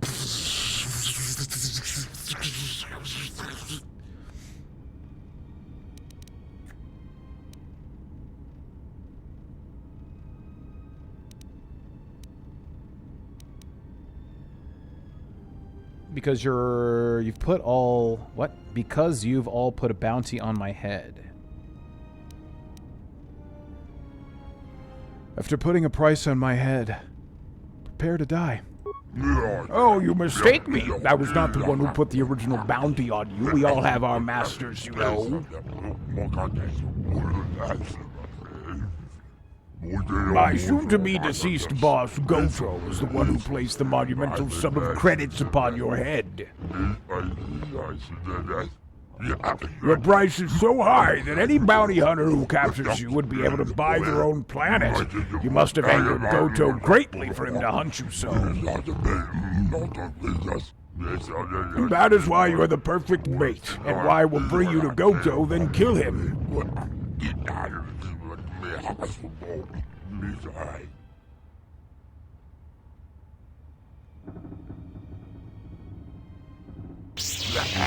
The gas! It isn't... You... Yeah, I mean, I would have been fine on, like... I order you all, attack the Jedi! I would have been fine on, like, multiple different avenues. Oh. You all, attack the Jedi! You never truly worked for me. While the Jedi remains on Nar Shaddaa, my eyes shall watch him. Goto, I didn't. I wasn't. Please take the Jedi. I offer the human as a gift, freely, as I would my own life. Enough. Leave him alone. Who the hell would ever, like, even if you're the goodest of the good, Jedi. Who would ever say, leave him alone? He deserves to live. This guy's like a piece of shit. There's been enough killing. Stop. Come on. He's mine to kill. See, that's weak. I don't know why Kester's so hard for me to voice act. It's not natural. He's mine to kill. It's too much. He's mine to kill, not yours. Bit better. What an amusing Jedi specimen you are.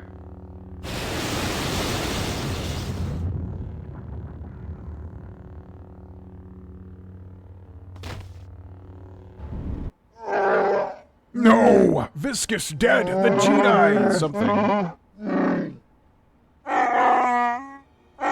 And this tunnel is sealed. There is no way back into the Jekdekdar. Jekdekdar. That means Goto has the G. I thought I smelled a human waiting like a coward at the end of the escape tunnel. Were you waiting for Viscous, human? If so, you are too late! But not too late to die.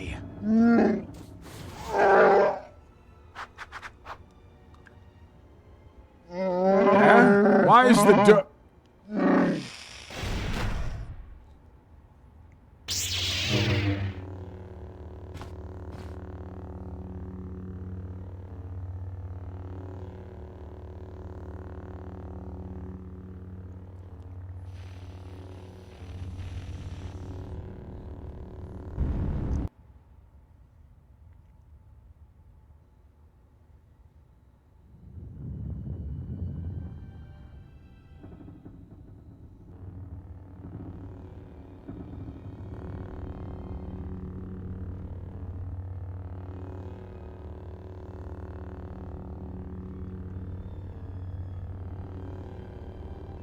Awaken, beast.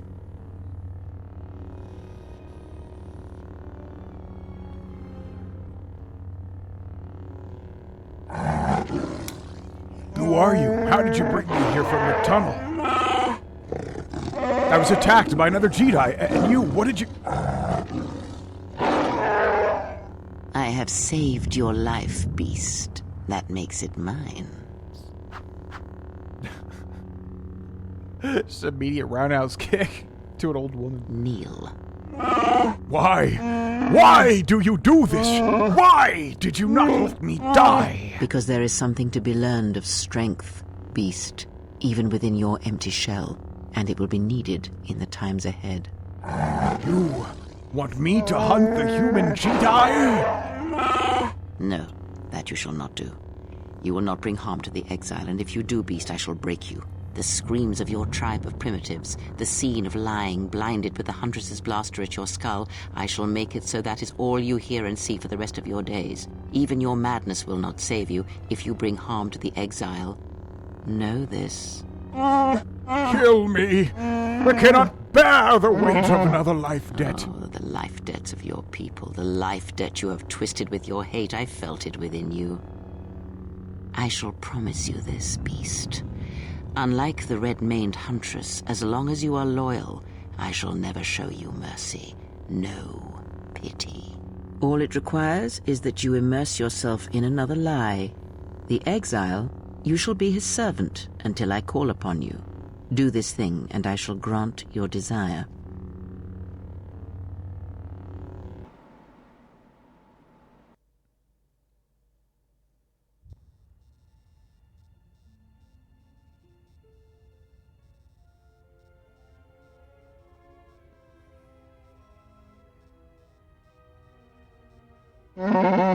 I must speak with you. Your Jedi leader has been captured. By Goto, leader of one of the many tribes of the Exchange. He flies across the black of this moon, hidden, unseen, difficult to track. This is such a weird part of the game. There's so many things happening. There's just like constant shifts in perspective and many moving pieces. Who am I playing as? Atten? But you know way, right? Yes, to be bait, to pretend to be prey, and let Goto take your ship. Goto is a predator. He feeds on the freighters of Voga the Hutt, smelling them, then swooping down on them. If you were to become one of Voga's freighters, he would take you as well. What does Goto want with Voga's freighters? Goto preys on Voga, starves his trading, makes small, slow cuts at his tribe until he bleeds to death. Goto has preyed on him since his rival Goto can smell his ships and capture them. If you were hidden as one of Voga's ships, Goto would capture you as well. And then once you're inside the ship, you devour him from within.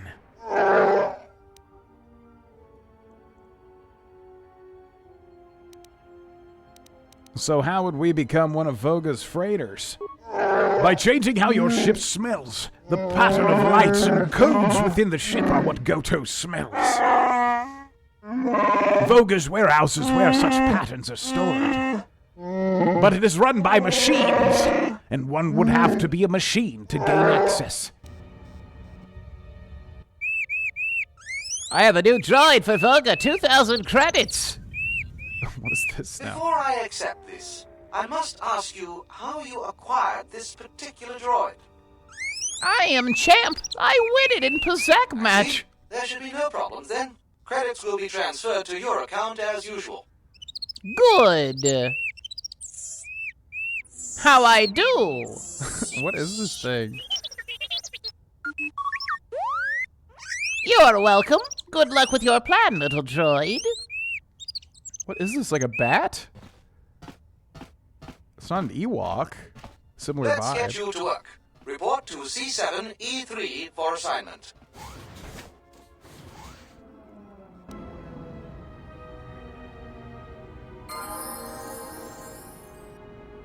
Oh my god, yeah. It definitely, like, screams restored content, because that's what's confusing about this game, is, like, I don't even know what's going on. There's so many things happening in this particular part of the game. Everything else was pretty much, like, you know, well-paced and stuff. And then you get to this whole viscous section, and then there are just so many shifts. I don't know what is and is not restored content. Like, it almost feels too ambitious, like they wanted to do some big thing here, but, like, there's just so many things going on. It's, like, hard to keep track of it all. But okay, now we're T3, and we are in the warehouse. So let's auto-level up. I ain't about to level up T3. No offense, little guy.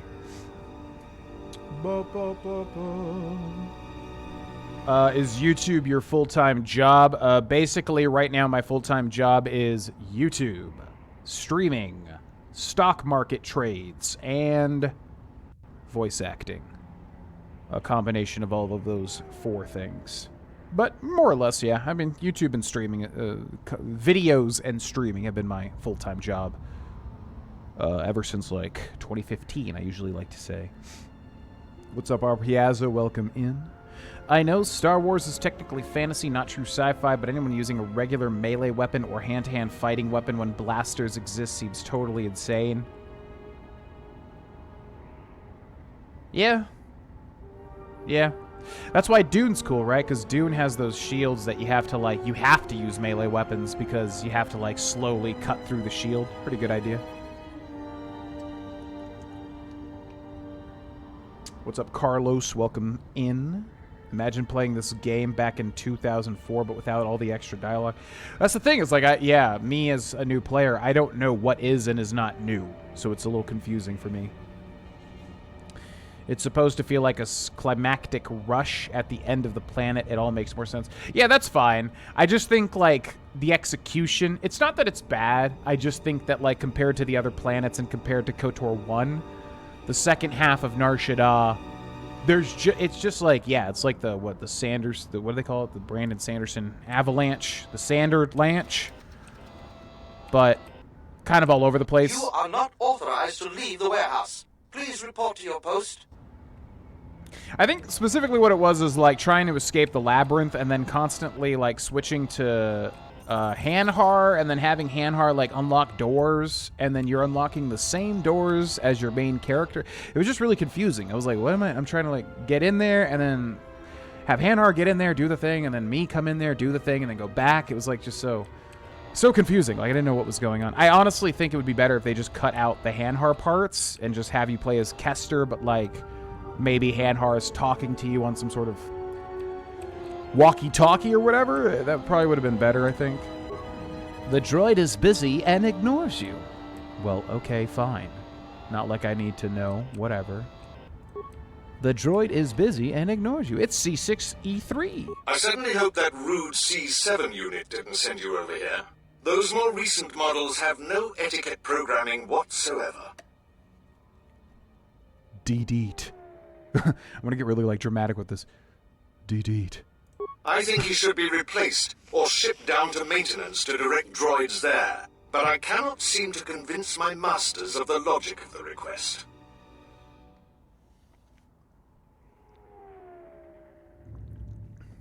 Vreet. Deet.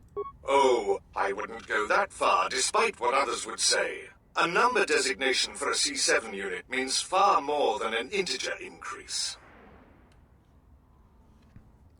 Deet. Some droids undergo radical changes with each generation. Each numeric jump in sequence can have wide-ranging changes in functionality and temperament. But then, you are a new model yourself. I wouldn't expect you to understand how it feels. Now, was there something I could help you with? Deet. I see. Well, good day to you then. Good day to you too, sir. Zoopity-ba-doo-ba-doo. Zyson Shah Warrior Armor. The droid is busy and ignores you. The droid is busy and ignores you. Can I get to this? Seems like that's a thing, maybe. Let's try to see if we can get on over to the other side and get that little metal container. I know there's something inside. Yes, there is. Current events. By the way, we're streaming every single Monday, Wednesday, Friday at 2 p.m. Eastern Time. KOTOR 2 is the main playthrough. However, every now and then we might switch it up, especially on Fridays. I was wanting to do that today, but I couldn't really land on a game that was like easy enough to get in, get out without taking attention away from KOTOR 2. But every single Monday, Wednesday, Friday, 2 p.m. Eastern Time on youtube.com/Grohlvana and also twitch.tv/Grohlvana. Feel free to choose whichever platform you wish to watch. Make sure to hit the follow button on Twitch and the subscribe button on YouTube if you haven't already. That's pretty neat. All the cool kids are doing it in this day and age. I am sorry, but only authorized cargo droids are allowed into the warehouse. I cannot permit you to enter due to the sensitive cargo. Bereed. Deet. No. In fact, I do not have you on my list of Codin's acquisitions. How did you get in here? Deet. Reed. I see. Well, I have no current use for you. I'll assign you to C6E3. He needs the help to make up for his inferior programming. Persuade/lie? This is actually pretty funny. I wonder if this is restored content. Deet.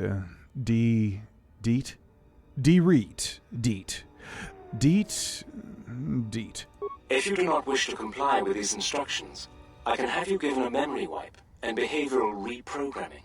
Okay, don't be an asshole. Woo! Good. Now report to C6E3. You will be assisting him. Okay.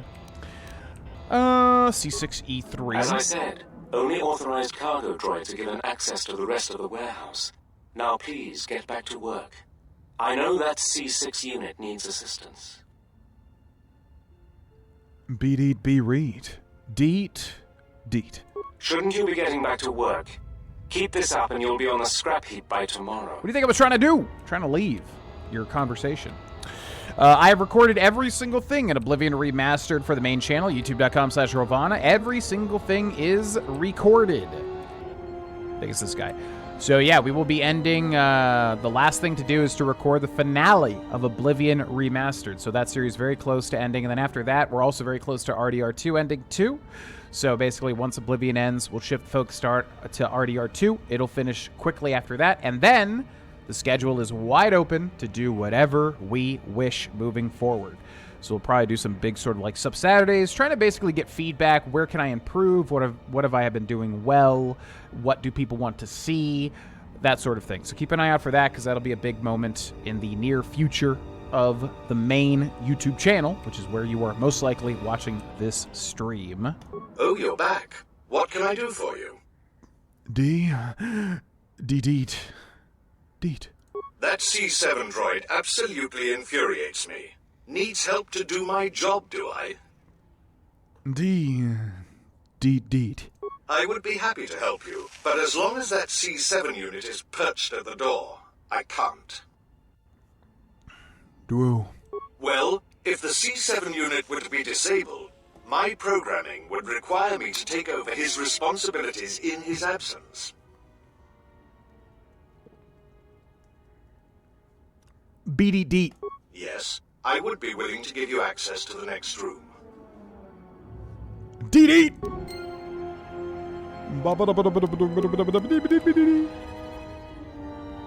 Okay, so am I just supposed to disable this guy now? Patreon channel still Claire Obscure Expedition 33 and Baldur's Gate 3. Baldur's Gate 3 very close to ending. Claire Obscure Expedition 33. We're a good ways in, but obviously that'll be the main playthrough, so we got a ways to go. But yeah, that is the main thing going on right now. And then once those things are done, the patrons will vote on whatever they would like to see next. Something that we don't typically do on the main channel. That's happening over on patreon.com/Grohlvana. As I said, only authorized cargo droids are given access to the rest of the warehouse. Now please get back to work. I know that C6 unit needs assistance. Beat, be reet. Deet. You can't be serious. I am not in need of deactivation. What are you talking about? Deet. How dreadful. Oh, it's a straight-up fight. Okay, so droids we haven't really used in the playthrough, but we did in KOTOR 1. So I think they have these little items that they can use. Droid Ion Blast Mark 1, Droid Shock Arm. I'm gonna go for the Shock Arm. Let's see how much damage it does. Very low damage. Let's try the Droid Ion Blast Mark 1.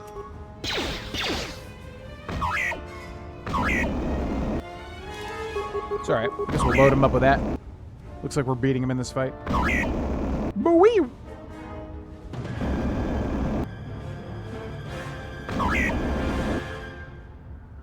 Do you have any plans to explore the game lore? What do you mean by that? What's all the commotion? Oh, I see. Well, that will show him. Obsolete piece of junk indeed. Deet. Yes, of course. I'll get that open right away.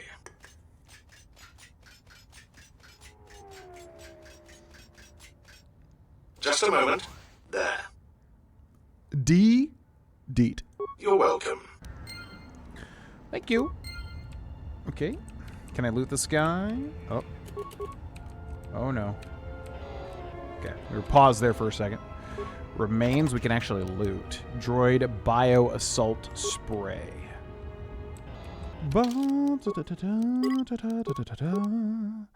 Alright, let's finish current events real quick. Anything else? So yeah, for streaming, as I said, we'll basically go through until KOTOR. I originally said a month. As usual, I really underestimated how long KOTOR 2 would take to beat. But these days, it's much easier to just enjoy my time with the game as opposed to being like, we have to beat this thing by this time. Like, who cares? It doesn't matter. As long as we're enjoying our time with the game, you know, that's all that really matters.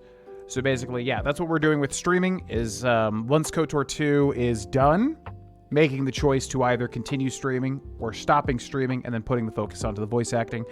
As I said, having a lot of fun with streaming. It's much more relaxed. I think my big issue with streams in the past was basically putting too much pressure on myself to always be on, constantly be on all of the time. which burns you out really quick. I think just being myself and enjoying whatever we're doing, being in the moment, which meditation has helped quite a bit with that, is obviously the much healthier path and has really been helping me out to just enjoy streams a lot more than being so stressed all the time in the past during the height of the streams. So yeah, that's what we'll be doing. Anything else? I don't think so. So that's basically it. Yep, to recap, Monday, Wednesday, Friday, 2 p.m. Eastern Time is when streams are live. YouTube.com/Grohlvana and Twitch.tv/Grohlvana. Until KOTOR 2 is defeated, at which point we will choose whether or not to make streaming a full-time thing again like it was in the past, or to call it quits, walk away for good, and do voice acting. Which so far, like I said, I've definitely been enjoying streaming more so than I would have expected, to be honest with you, given the ups and downs of the old days of the stream. And then Oblivion Remastered, RDR2, very close to finishing. Keep an eye out for some sort of sub-Saturdays or something on the main channel where we'll ask people, what do they want to see, feedback, and then whatever we do after that will hopefully be the best thing that I've ever done in terms of YouTube content. I feel like I've got the energy for it currently. Join the Discord. Oh yeah, that's what I was gonna say. That was one thing I wanted to do. So, yeah, one thing I've been thinking about, as I mentioned on the last stream, was I'm thinking about doing some sort of, like, on-screen thing. You know, if people drop a sub-bomb, if people drop 2 sub-bombs, whatever, we'll do a thing. The cats are here. I have the beds. I can put them in here and try to maybe get a cat cam. So we could do kitty treats, karaoke, voice acting even, and then, what was the other thing? There's one other thing. Oh yeah, like bicep curls. Do like a quick workout thing. So what I'd like from you, if anyone is interested, I'm going to put the Discord link in the YouTube chat and also in the Twitch chat. So feel free to join the Discord if you have not joined the Discord. And in the Discord, if you go to the suggestions box channel, you can post basically anything you'd like to see. Like if people support the stream with whatever, a donation or bits or memberships or whatever like that. If you've got any good ideas for like what to do during those moments, feel free to let me know. I'd like to have a thing, because I just like to give back when people support the stream. I like to do something. Not only is it fun, but it's also, you know, just a cool way to like... I don't like when you watch streams, it's just like, oh, you give the streamer money and then it's just like, that's it. To me, I like to do something. So like I said, karaoke, voice acting, etc., whatever. If you got any suggestions, feel free to join the Discord and put suggestions in, and we might implement that on the next stream, which will be Monday, of course.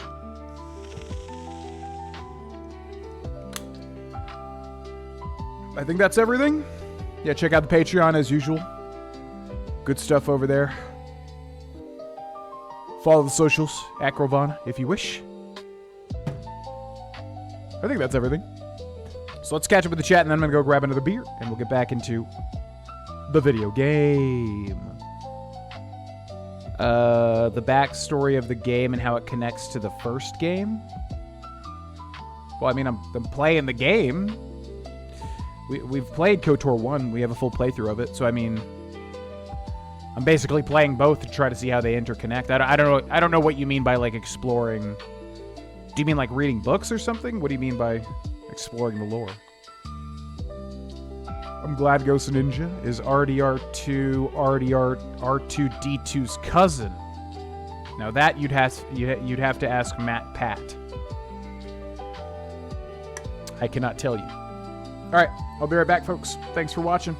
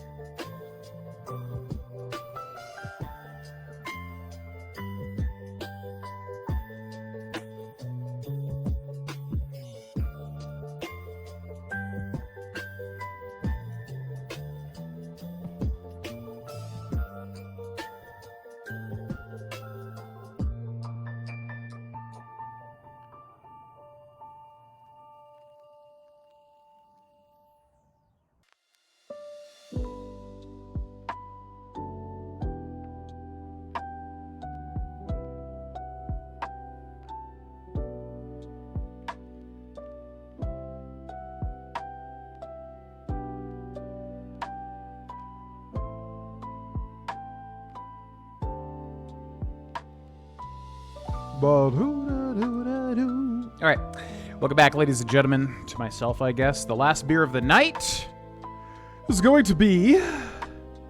Oh, this one's higher than I thought it was. I thought this was a lower one. Sierra Nevada Oktoberfest Fest Bier. German brewery collaboration. What does that mean? Are they like, oh yeah, in collaboration with Hoppebrau in Germany. Oh, that's cool. Yeah, why don't I see more of that? Like two breweries basically coming together to make like a collab. There it is, an Oktoberfest. The Germans have a lot of like standard types of beers. Pilsners, Kölsches, Oktoberfests. This is one of them.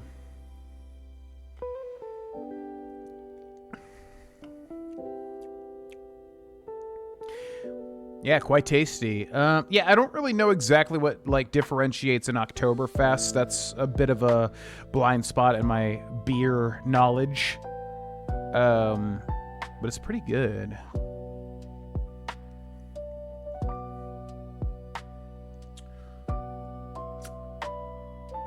How would you even describe it? It's just like a typical like ale or lager, but it's almost like a pale ale.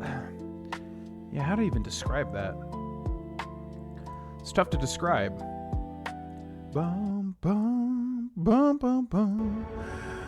Yeah, it's almost got like a bit of a pale ale hoppiness to it, but way more laid back than a pale ale. Pale ale has a good amount of like hoppy flavor to it, not as much as an IPA, obviously. But it's almost got like a layer of that, but not nearly as much, if that makes sense. The droid is busy and ignores you. Okay. Communications droid. I'm sorry, but I am terribly busy. Unless you are here to help me with the repairs, please let me get on with my work. Deet. I am trying to repair our communications relay. It must be running in time for the next set of transmissions. Deet. Daily transmissions are made of the docking schedules, in addition to the work records for the warehouse. Deet? Dreep?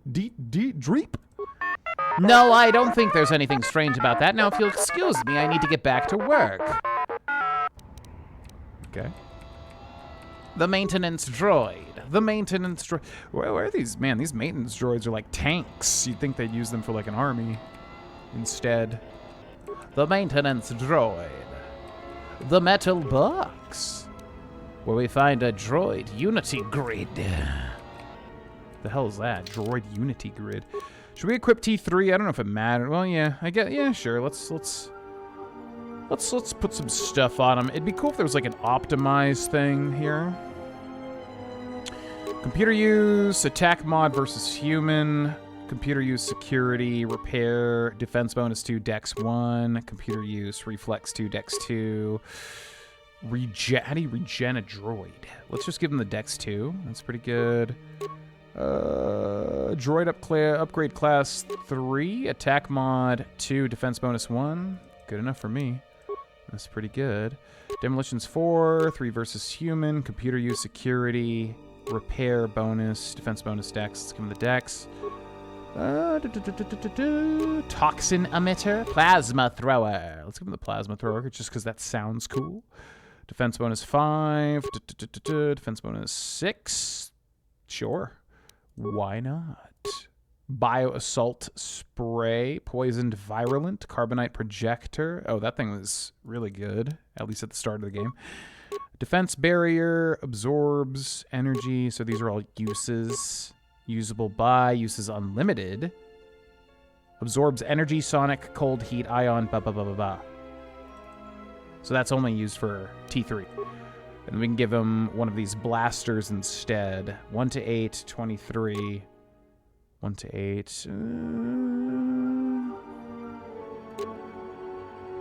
Just give him that. Okay. Buffed. Room access restricted. Rotations remaining 3.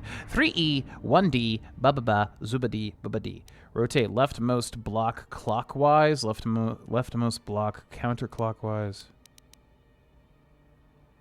Oh boy. Okay. So, leftmost block. 7L. 7L1D. Journal entry added. The door in the droid warehouse is locked. Through a series of 3 turns, you must convert the top set of characters to match the bottom set. Top, bottom, for example, if you twist the center block clock... Oh, God. Talk about the worst possible puzzle you could ever give me when I'm drinking alcohol. Are you kidding? Can we, like... No. No! No! Can I, like, just, hack through the door? Oh, my God, no. Why would you put this type of puzzle at this exact point in time? Not good. Oh, boy. Okay. This is gonna suck. Yes, I have had mead. Kodami. Hey, look at that. Kodami's in the stream. Perfect timing. Kodami actually made homemade mead one time, very early on in our friendship, if I remember correctly, and he gave me the mead, and it was delicious. Typically, I try to stay away from just, like, pure sugar drinks just because I love greasy, nasty food. So typically for me, it's like, I want to eat, like, whole pizzas and things like that. So if I'm drinking my stuff, you know, it takes away from that. I don't get as much pleasure out of drinking calories as I do from eating calories. So I typically don't drink super sweet stuff like that, like, you know, ciders, meads, etc., etc. But, you know, every now and then, of course. So yeah, I've had various meads, but the one that sticks out is Kodami's mead.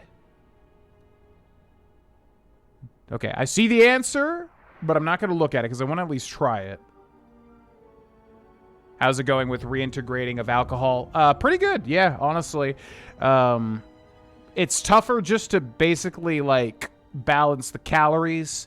Because, like I said, 6 beers, I mean, you're looking at, like, 1,200 calories on average, somewhere around there. Like, you know, 900 to, like, 1,200 calories.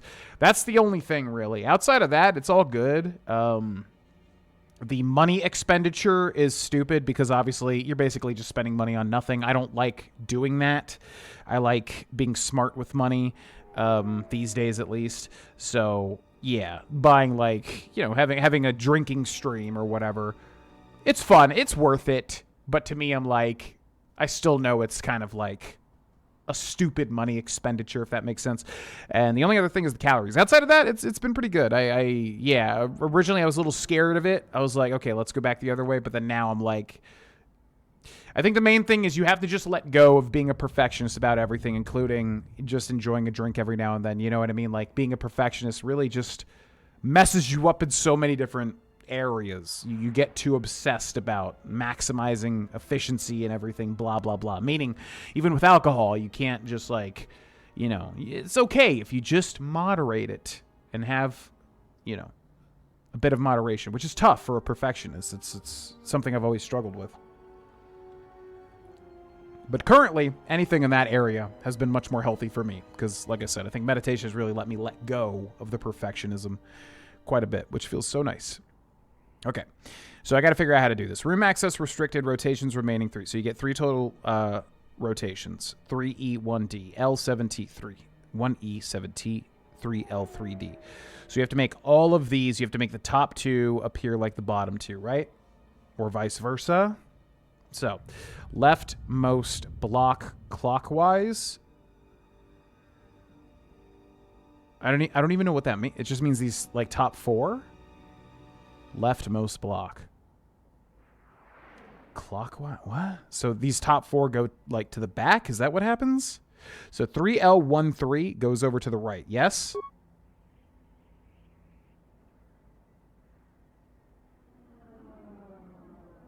Oh, 3L13. Oh, wait. Oh, so it's just the top that we're rotating? Okay, hold on. 3L13. So it's just, okay, leftmost center block. So that's just L and 1 clockwise.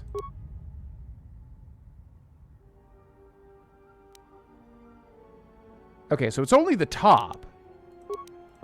Okay, that makes it a lot easier. I thought we were manipulating both. Okay.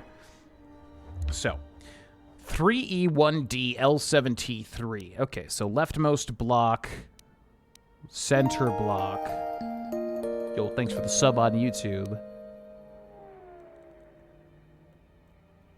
Rightmost block, counterclockwise. What is considered center? 3E1D L7T3. Center block clockwise.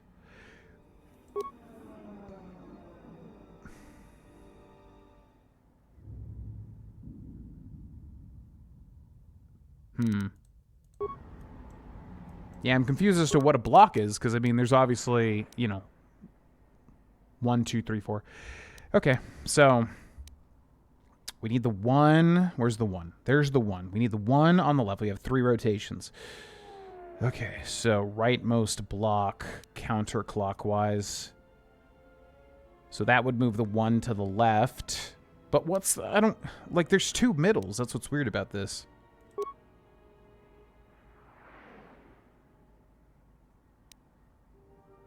Huh?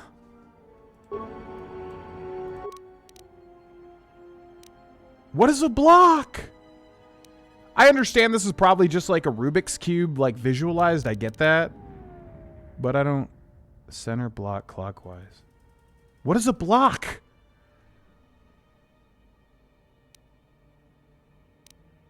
Leftmost. 3L. E7. 3L. E7. Okay, reset it. 3L E7. So it all goes up this way, right? 3L. Okay, just tell me. This is like literally the worst thing. This is the worst type of puzzle that ever could have just dropped right now at this moment in time. Literally the worst. So, sure. The bottom 2 if you guys know, just feel free to drop it. This is like I would totally try to figure it out, but this is probably the worst. Legitimately the worst puzzle you could ever give me right now. Middle counter. Left counter, right clock. Okay, middle.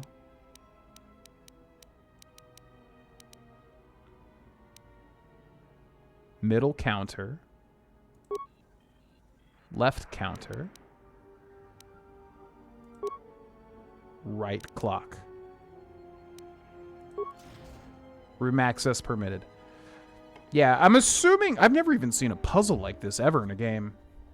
I'm assuming this is basically just a Rubik's Cube visualized. Like, that's what's going on here. That type of shit shreds my brain. I am so bad at these types of puzzles, it's not even funny. And I'm so stubborn, I want to figure it out, but I just know we'll be here for 1,000 years. So, no, let's not do it. Oh my, you startled me. What are you doing here? Thanks, Kodami. Oh, I thought you said beats. I thought you were gonna say beat mead. Enjoying what it has to offer while you're here. Obviously, there's a lot of caveats with that. Well, yeah. One thing that I've gravitated towards is everything in moderation, and you're usually probably fine, ultimately. Deet. I monitor the transponder codes of all ships leaving the docks, then transmit departure information for any of Vaga the Hutt's freighters. Okay. Deet? The information is sent to a remote computer system. Deet. Oh, I see. In that case, I will upload the transponder codes to you. And here's the blank transponder card you need. Deet. You're welcome. Now, if you'll excuse me, I must go back to monitoring the traffic. It is important that relevant departure information is relayed as quickly as possible. Appreciate it, man. You've been very helpful. Thank you. Droid battle upgrade, deflector Mark III, droid energized armor Mark I. Man, I really like that they made the droids kind of different in KOTOR 1 and 2. You know, they have all, like, their equipment is different. Like, that's a really smart way to do it. I just wish, like, HK obviously is a great companion. T3 is too, but I don't know. I feel like with the droids, you have to have, like, something interesting. This is literally just a droid. And I love this droid, but, like, I want to use the droid, but I need it to be, like, a really interesting, like, oh, it's like a cyborg thing, or something like that. I don't know, like General Grievous, for instance. Yeah, if there was a companion like General Grievous, okay, I would totally use a droid. Nothing against T3. I like T3 a lot. Okay. Uploading them to an unknown source. Who are you? You're not supposed to be here.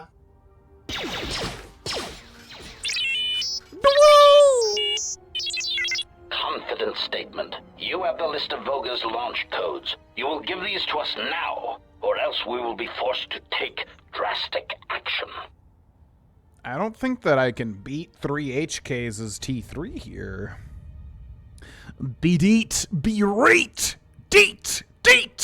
Surprised statement. You are foolish to think we will allow you to take that information back to your master. Be-deet. Be-rate. Amused query. I think you will find the odds are somewhat in our favor. Now, will you be giving us the codes, or not? Deet.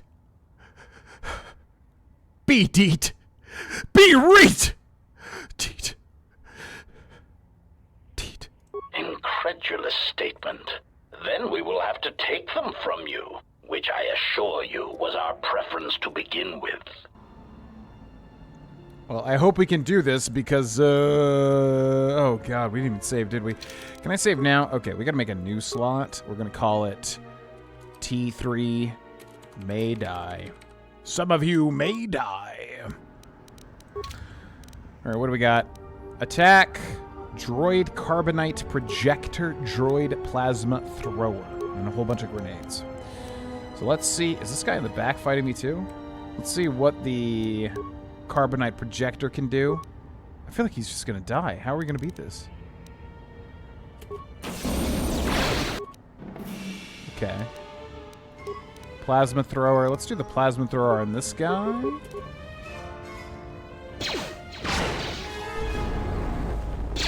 Okay. Seems doable. Yeah, never mind. Systems failing, master. Systems failing, master.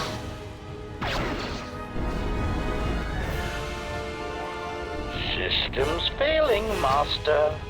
Who's helping me back here? There's like a shot coming from back here, no?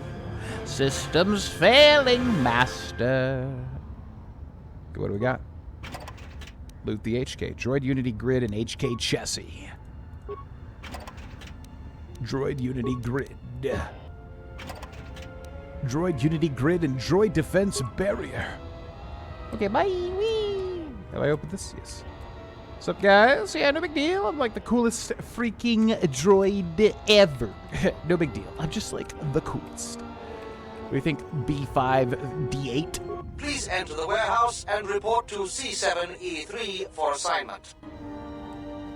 We're still doing that? Wait, where are you going? You are not authorized to leave the warehouse. Still? There you are. What kept you?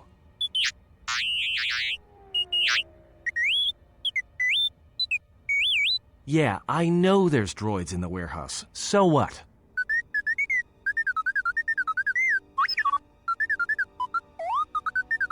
He says he's got the transponder codes to Vogus freighters, one that can be picked up by Godo.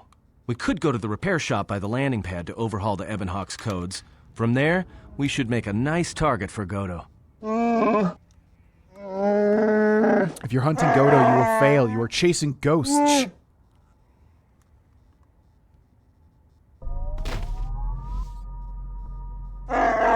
I will accompany you. Help you.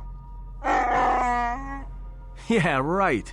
You're the one who wanted to sell him to Godo in the first place. I will not rest until your Jedi is found. Upon this, I swear. Achievement unlocked: the walking carpet. Recruit Hanhar. There it is. Hanhar has joined the party. He has Wookiee toughness and can enter Wookiee rages, increasing his high strength. Well, that's weird. So was all the Hanhar stuff cut content? Because, like, we know this from playing as him before. You are very sure they came in here? Yeah, I'll go in and find out, but pay me my credits first.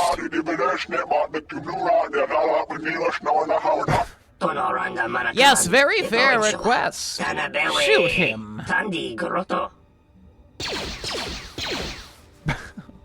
love how he missed 2 shots first. Incomprehensible chittering.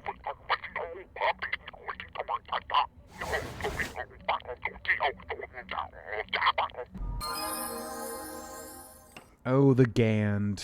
You don't get no respect. You just don't get no respect. Experience points received 1,300. Oh, the Gand. I wish I could take a gander at your beautiful face behind that mask. Oh. Oh, Gand immediately. Wait, can I pause? Hold on. No. Hold on. Okay. Well, time to kill you all now.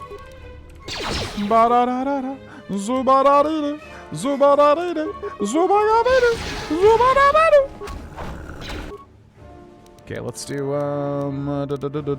don't really have an AoE. We kind of do, but we're going to hit our team, right? Let's do a Poisson Grenade. They're not going to hit. They're not even going to care about the poison.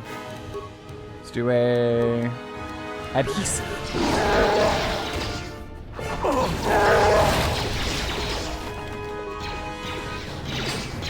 Get him, Hanhar! Oh, God. The adhesive was a bad choice. Let's do a... is it this one? Is this the best one? Construction kit? I think it is. Wait, what?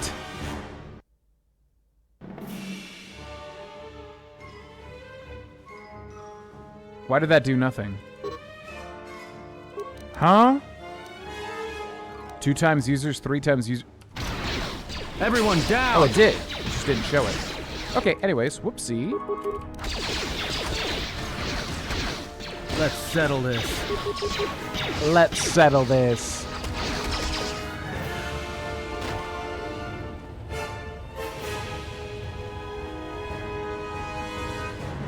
Yeah, for real, man.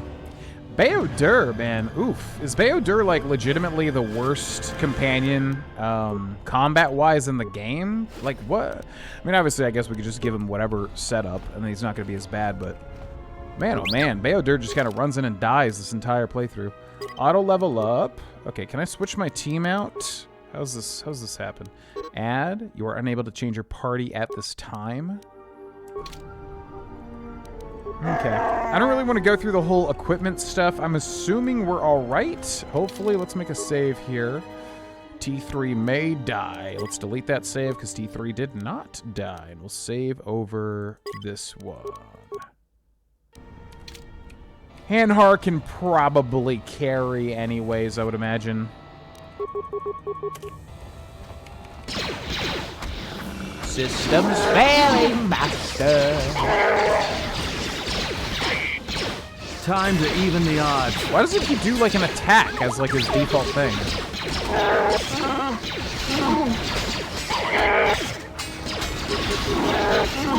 Systems failing, master.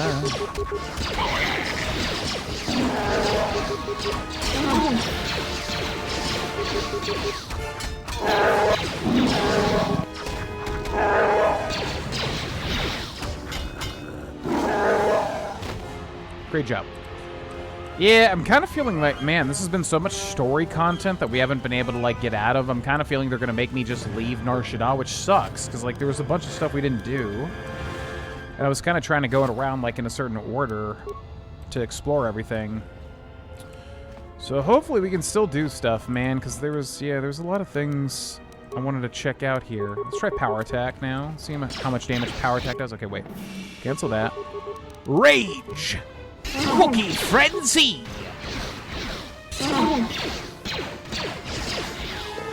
Whoa! Big damage. More where that came from. Great job, everybody. You're doing great, guys. You're doing great. Time to even the odds. Oh! Oh! Time to take you down to size. Great job, y'all. All right, let's pause. Get our health back. Take a second. Take a second.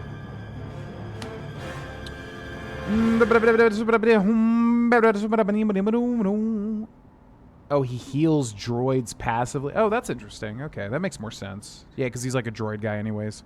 Yeah, that's cool. I like that. So, Baodur. I still don't know. Is it Baodur or is it Bowdur? They pronounce it both ways, I swear. Baodur / HK or T3. Yeah.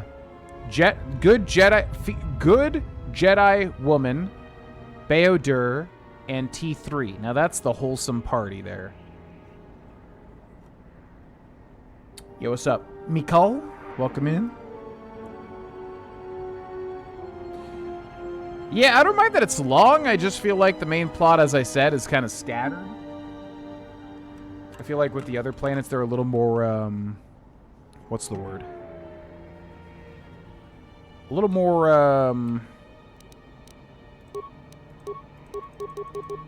you know, balanced in terms of, like, progression, I guess. Okay, we probably should be fine. So we're still trying to what? What are we trying to do right now? Ebonhawk.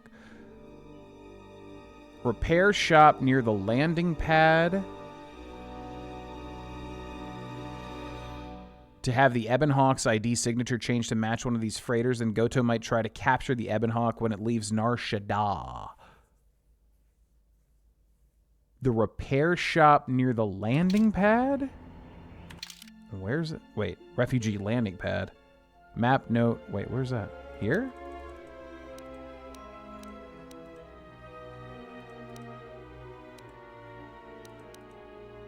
Oh, but we started here. Oh, okay, I see. I see what we're trying to do. Okay. I was gonna say, why do we even come this way then?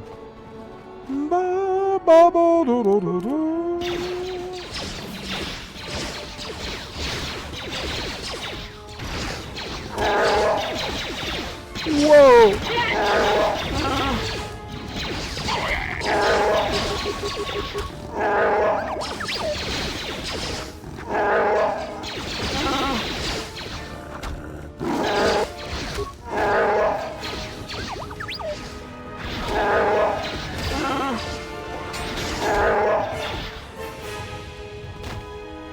Great job, everybody. You really did it. Scanned what?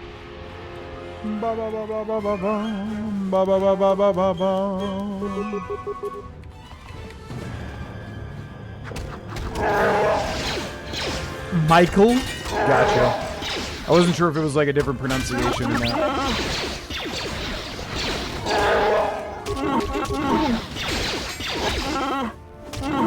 More where that came from. Green apple mead for St. Patrick's. Also, do you do guided meditations? That sounds... Man, I would love to try a green apple mead. That sounds genuinely really good.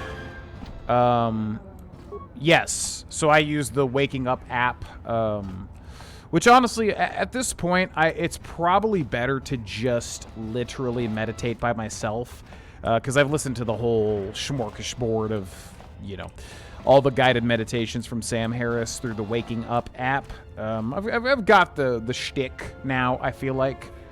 But yeah, I mean, for a long time, I do 10 minutes of guided meditation every morning. But I do feel like now I've graduated to, like, benefiting better from just meditating my own way for 10 minutes or whatever it is. But yeah, I think guided meditation is super duper good for anybody that's like new to it, just so you have to kind of understand what you're working towards. That's the tricky thing. And the first bout, because I did like one big bout of meditation, took a huge break up until recently, and then started doing it again. And this time it clicked so much better. And I feel like guided meditation is super duper duper helpful for like kind of trying to understand what you're really doing. So yeah, it helped out a lot with that. I feel like where I'm at now though is like I really should just do it myself, because you kind of know what you're doing, and the chatter can only kind of like distract you a bit now, but you do have to go through that stuff for a certain amount of time before you really kind of get it, if that makes sense. So yeah. Okay, let's do...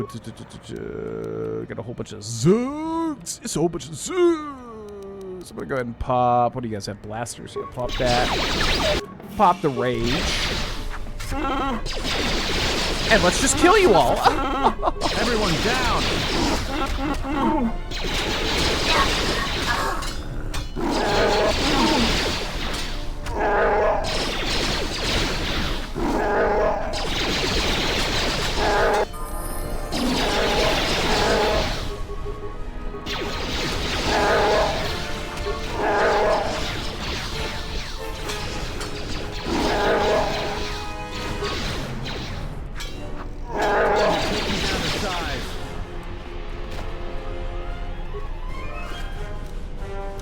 What's really funny is, like, this combat really reminds me of playing Dragon Age Origins for the very first time, borrowing it from my friend Ryan for the Xbox 360, or was it original? No, it had to be 360. Yes, definitely 360.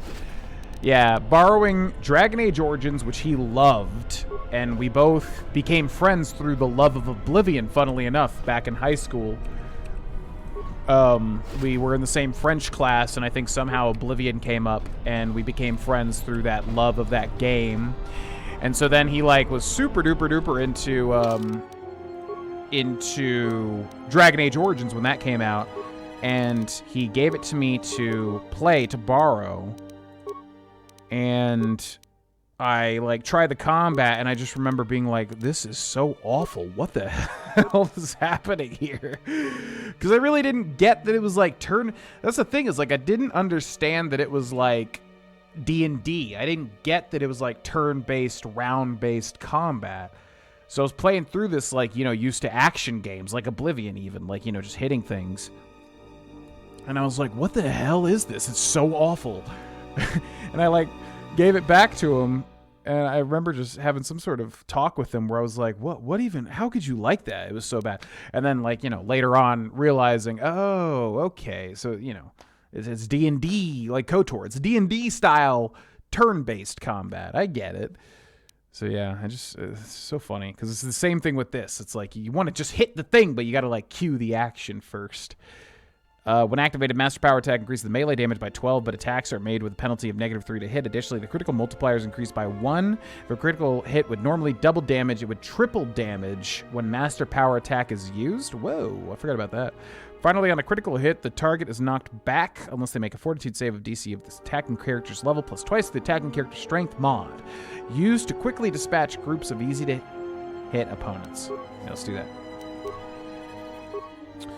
And then T3, we're going to auto level up. No offense, little guy. I just don't want to do a whole bunch of level up stuff this whole game. Street.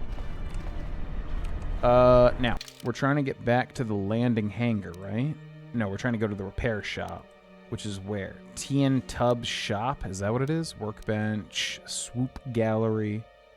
Yeah, it's got to be over here to our... this way, I would think. Unless it's this guy's shop? Nope.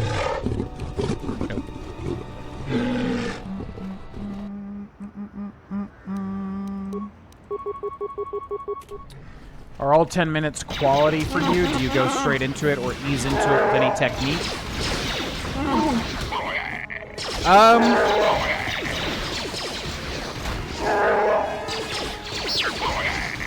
So, no. It depends on the day.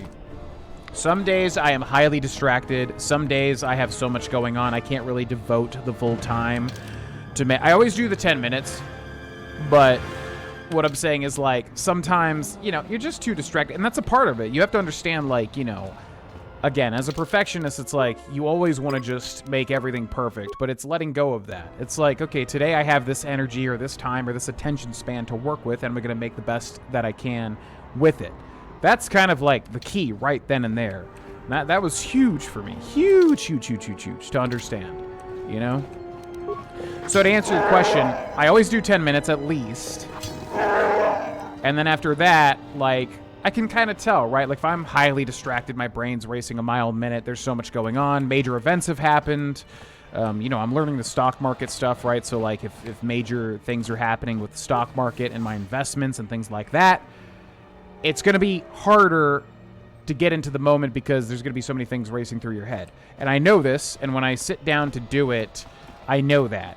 But as you practice more and more and more meditation, you get much better at, like, kind of like getting into the zone immediately. You know, you're sitting there, you're letting go of your ego, yourself, the duality, yada yada, however you want to quantify it, and you're just feeling your body, you're feeling your breath, you're feeling everything. You're just sitting here and you're just like letting it go.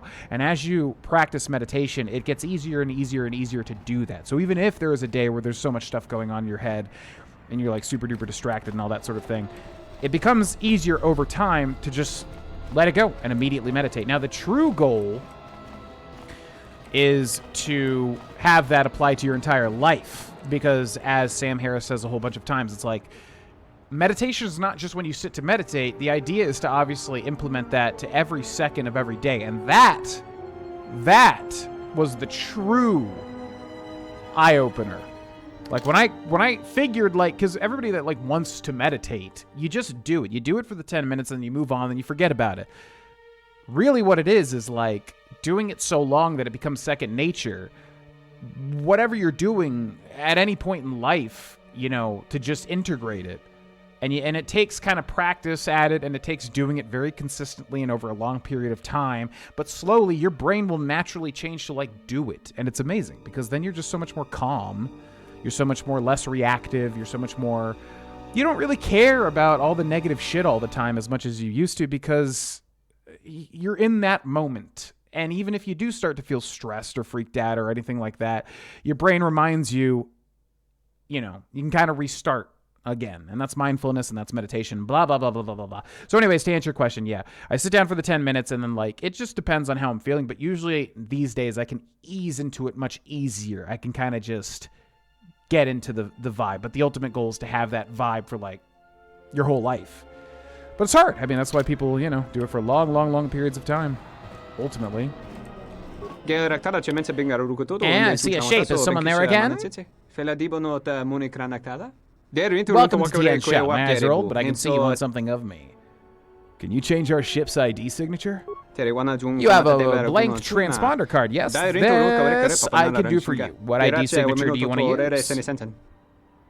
One of the ID signatures received from B5D8, the Silver Zephyrs, Alakandors, Torna's Prophets.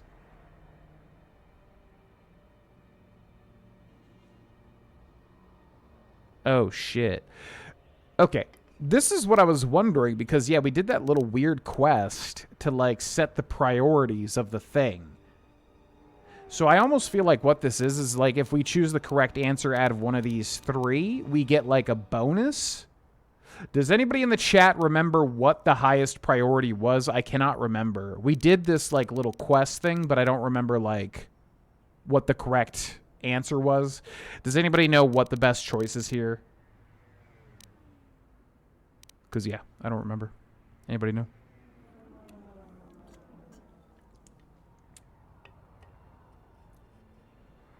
John Wick 3. Yeah, I need to watch all of them, basically.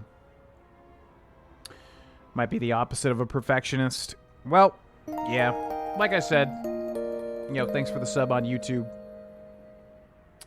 Like I said, being a perfectionist is nice because, you put a lot of effort into things. You want to...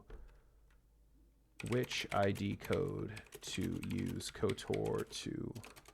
You want to... You put effort into things, right? You're like, you don't want to be a tryhard, but at the same time, you want to, like, be confident. You want to put a lot of effort into stuff and feel like you're really giving it your all and all that sort of thing. But yeah, the difference is you have to know when to call it. You have to know when to be happy with the effort that you've put in, or at least, I don't know, let things go. So that was, like I said, that was just a big thing for me to understand.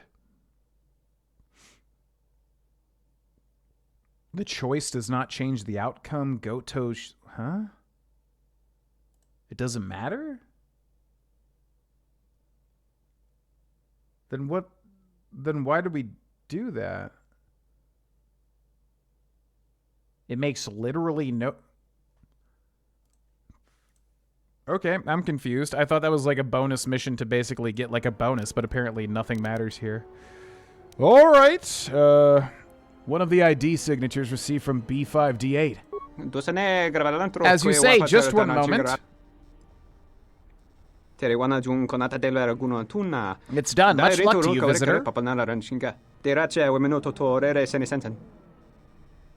The Ebon Hawk will be intercepted by Goto's yacht. 2 party members will be able to board it to save Kester Vin. Who is the first person you want to send? Well, duh. Visa Smar. 2 party members. Who is the second?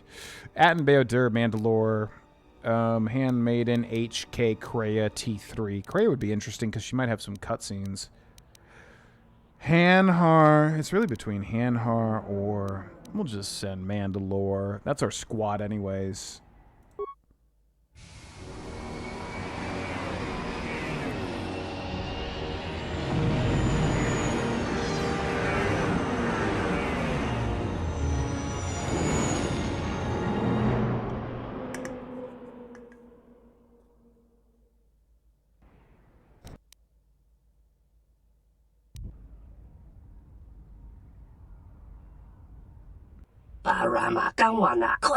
They are fleeing, running. No, they are going to rescue their leader, brother from Goto. That means they have a way to reach him.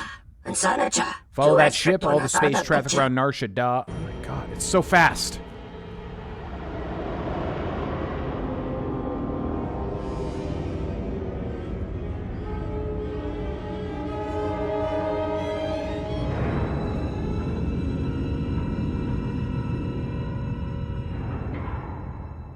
I wonder if there was ever a Lego set for the Ebon Hawk. That'd be cool.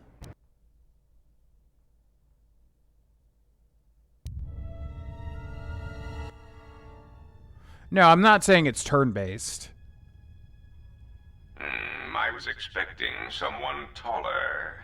I hope you are not in too much pain to hear my words and understand them.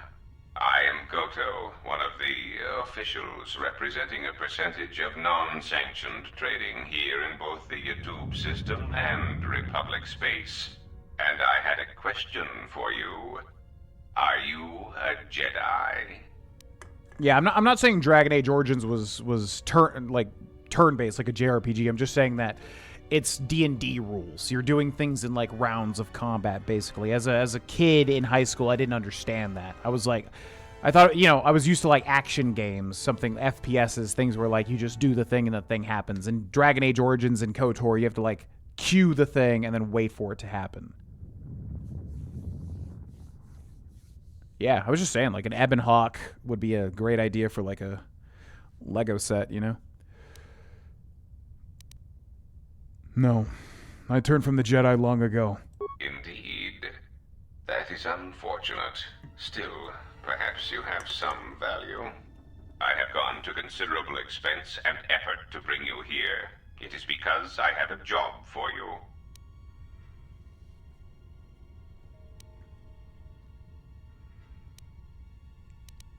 Too afraid to show yourself except by hologram? Afraid? No. It is simply difficult to be in so many places at once. Holotechnology is currently the most effective and convenient way to communicate my commands over vast distances. At least until Aerotech develops the new holotransceiver within 2 standard months, but by then it will simply be too late. There is something important to me I need protected. The Republic. It is broken. What happened on Paragus has set in motion events that I can no longer control. Not to be melodramatic, but I fear it has broken the galaxy irrevocably. This has occupied much of my attention, and there seems to be no predictable way to resolve the situation.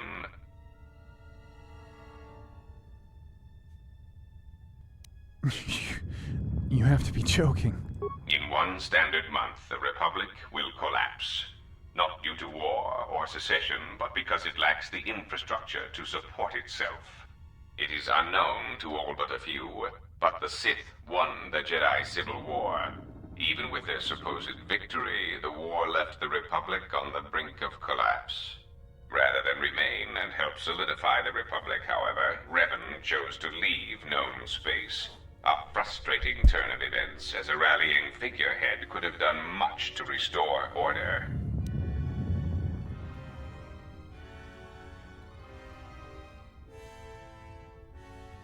Is this really where the Old Republic ends? I guess, I mean, obviously it ends at some point. I didn't realize KOTOR was so close to it, though. So what do you expect me to do about it? There is something moving in the galaxy that lies beyond the ability of my instruments to detect or predict.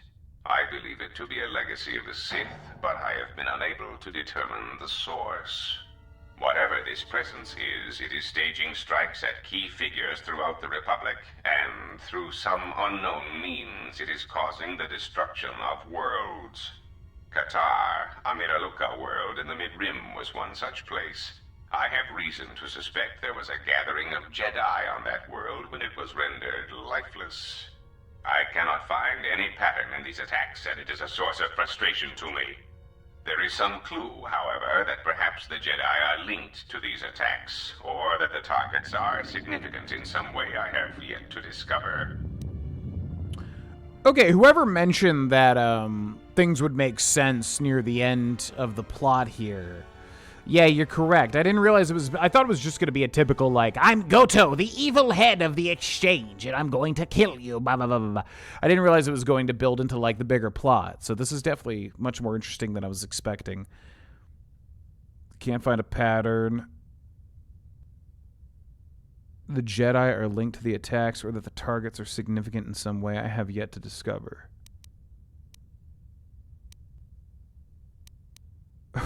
I don't care what happens to the Republic. Let it fall to the Sith. You misunderstand me. I do not wish to stop the Sith any more than I wish to stop the Jedi. It is simply important to me that the infighting amongst these Jedi religious branches be resolved so the galaxy may be put back together. I do not care which one triumphs. I only want the universe to settle down for a while, catch its breath. All these constant crises are getting somewhat repetitive.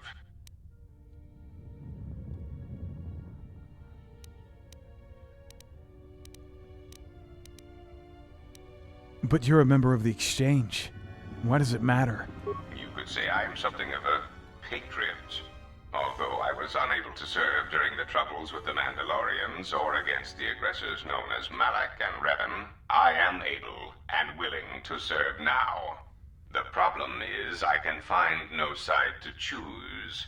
Both are hidden from me, as they seem to be hiding from each other. Irritating. It is like a Dejaric board, where neither player can see the other, nor see all the pieces. It is not a fair game, an equitable game.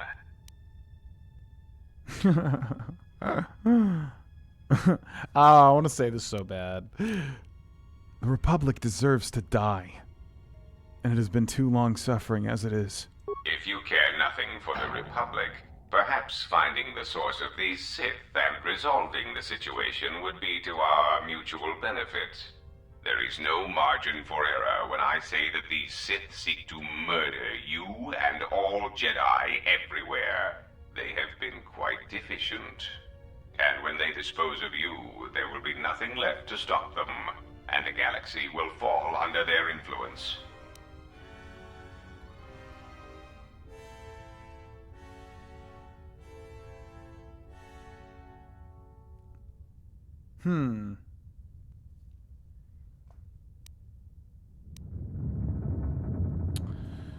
Yeah, it's tough, because, like, I want to be Sith, because that's cool, but also, if they're just going to try to kill me, then we would definitely want to stop them from doing that. But he wants us to restore the Republic. I have no intention of stopping the Sith. You misunderstand. I merely wished the situation resolved. If the Sith are the more capable of both parties, then it is only logical that they fill the vacuum the Jedi and the Senate cannot. I am a businessman. The Republic needs stability to survive, prosper, and grow. Whether it is led by the Sith or supported by the Jedi is of no consequence to me. Oh, interesting. Okay. It's kind of like Palpatine. Wait! Man, no. Because these games are way earlier. I always get the timeline confused. Because the Palpatine shit is not the Old Republic. It's just like the Republic. Yeah. Because I was like, whoa, hold on. What if like that installs Palpatine? But no. Much earlier than that, right? What is that alarm? That'll sound. Is something wrong? Maybe you should pay attention to troubles on your own ship. It is the proximity alarm. We are under attack. Somehow your allies have found you. Unexpected. You will remain here under guard. I must see to the defense of my ship.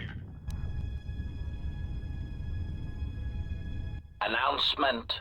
We seek to make Goto aware of our services, allowing us to facilitate communication and terminate hostilities in the galaxy. If that means blowing up planets, slaughtering entire species, or allying ourselves with the Sith, then that is the logical choice. Our predecessor would never understand our directives. He was slow, weak, and his vocabulary was prone to static.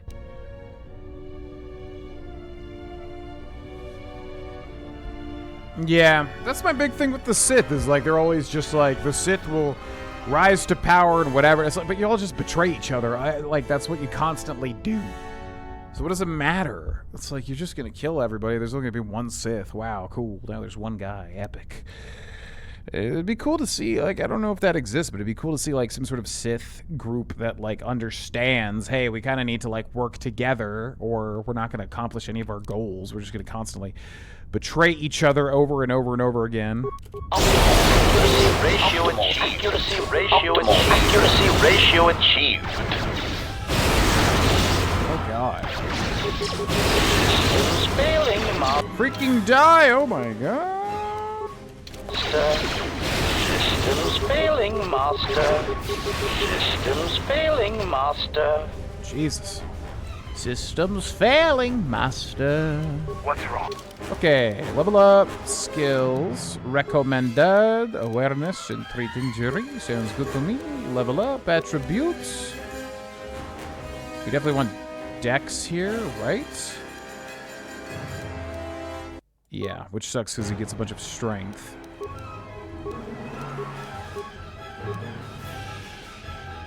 Master Rapid Shine. Okay, cool. How may I serve? All right, that's a good place as any to stop for today, ladies and gentlemen.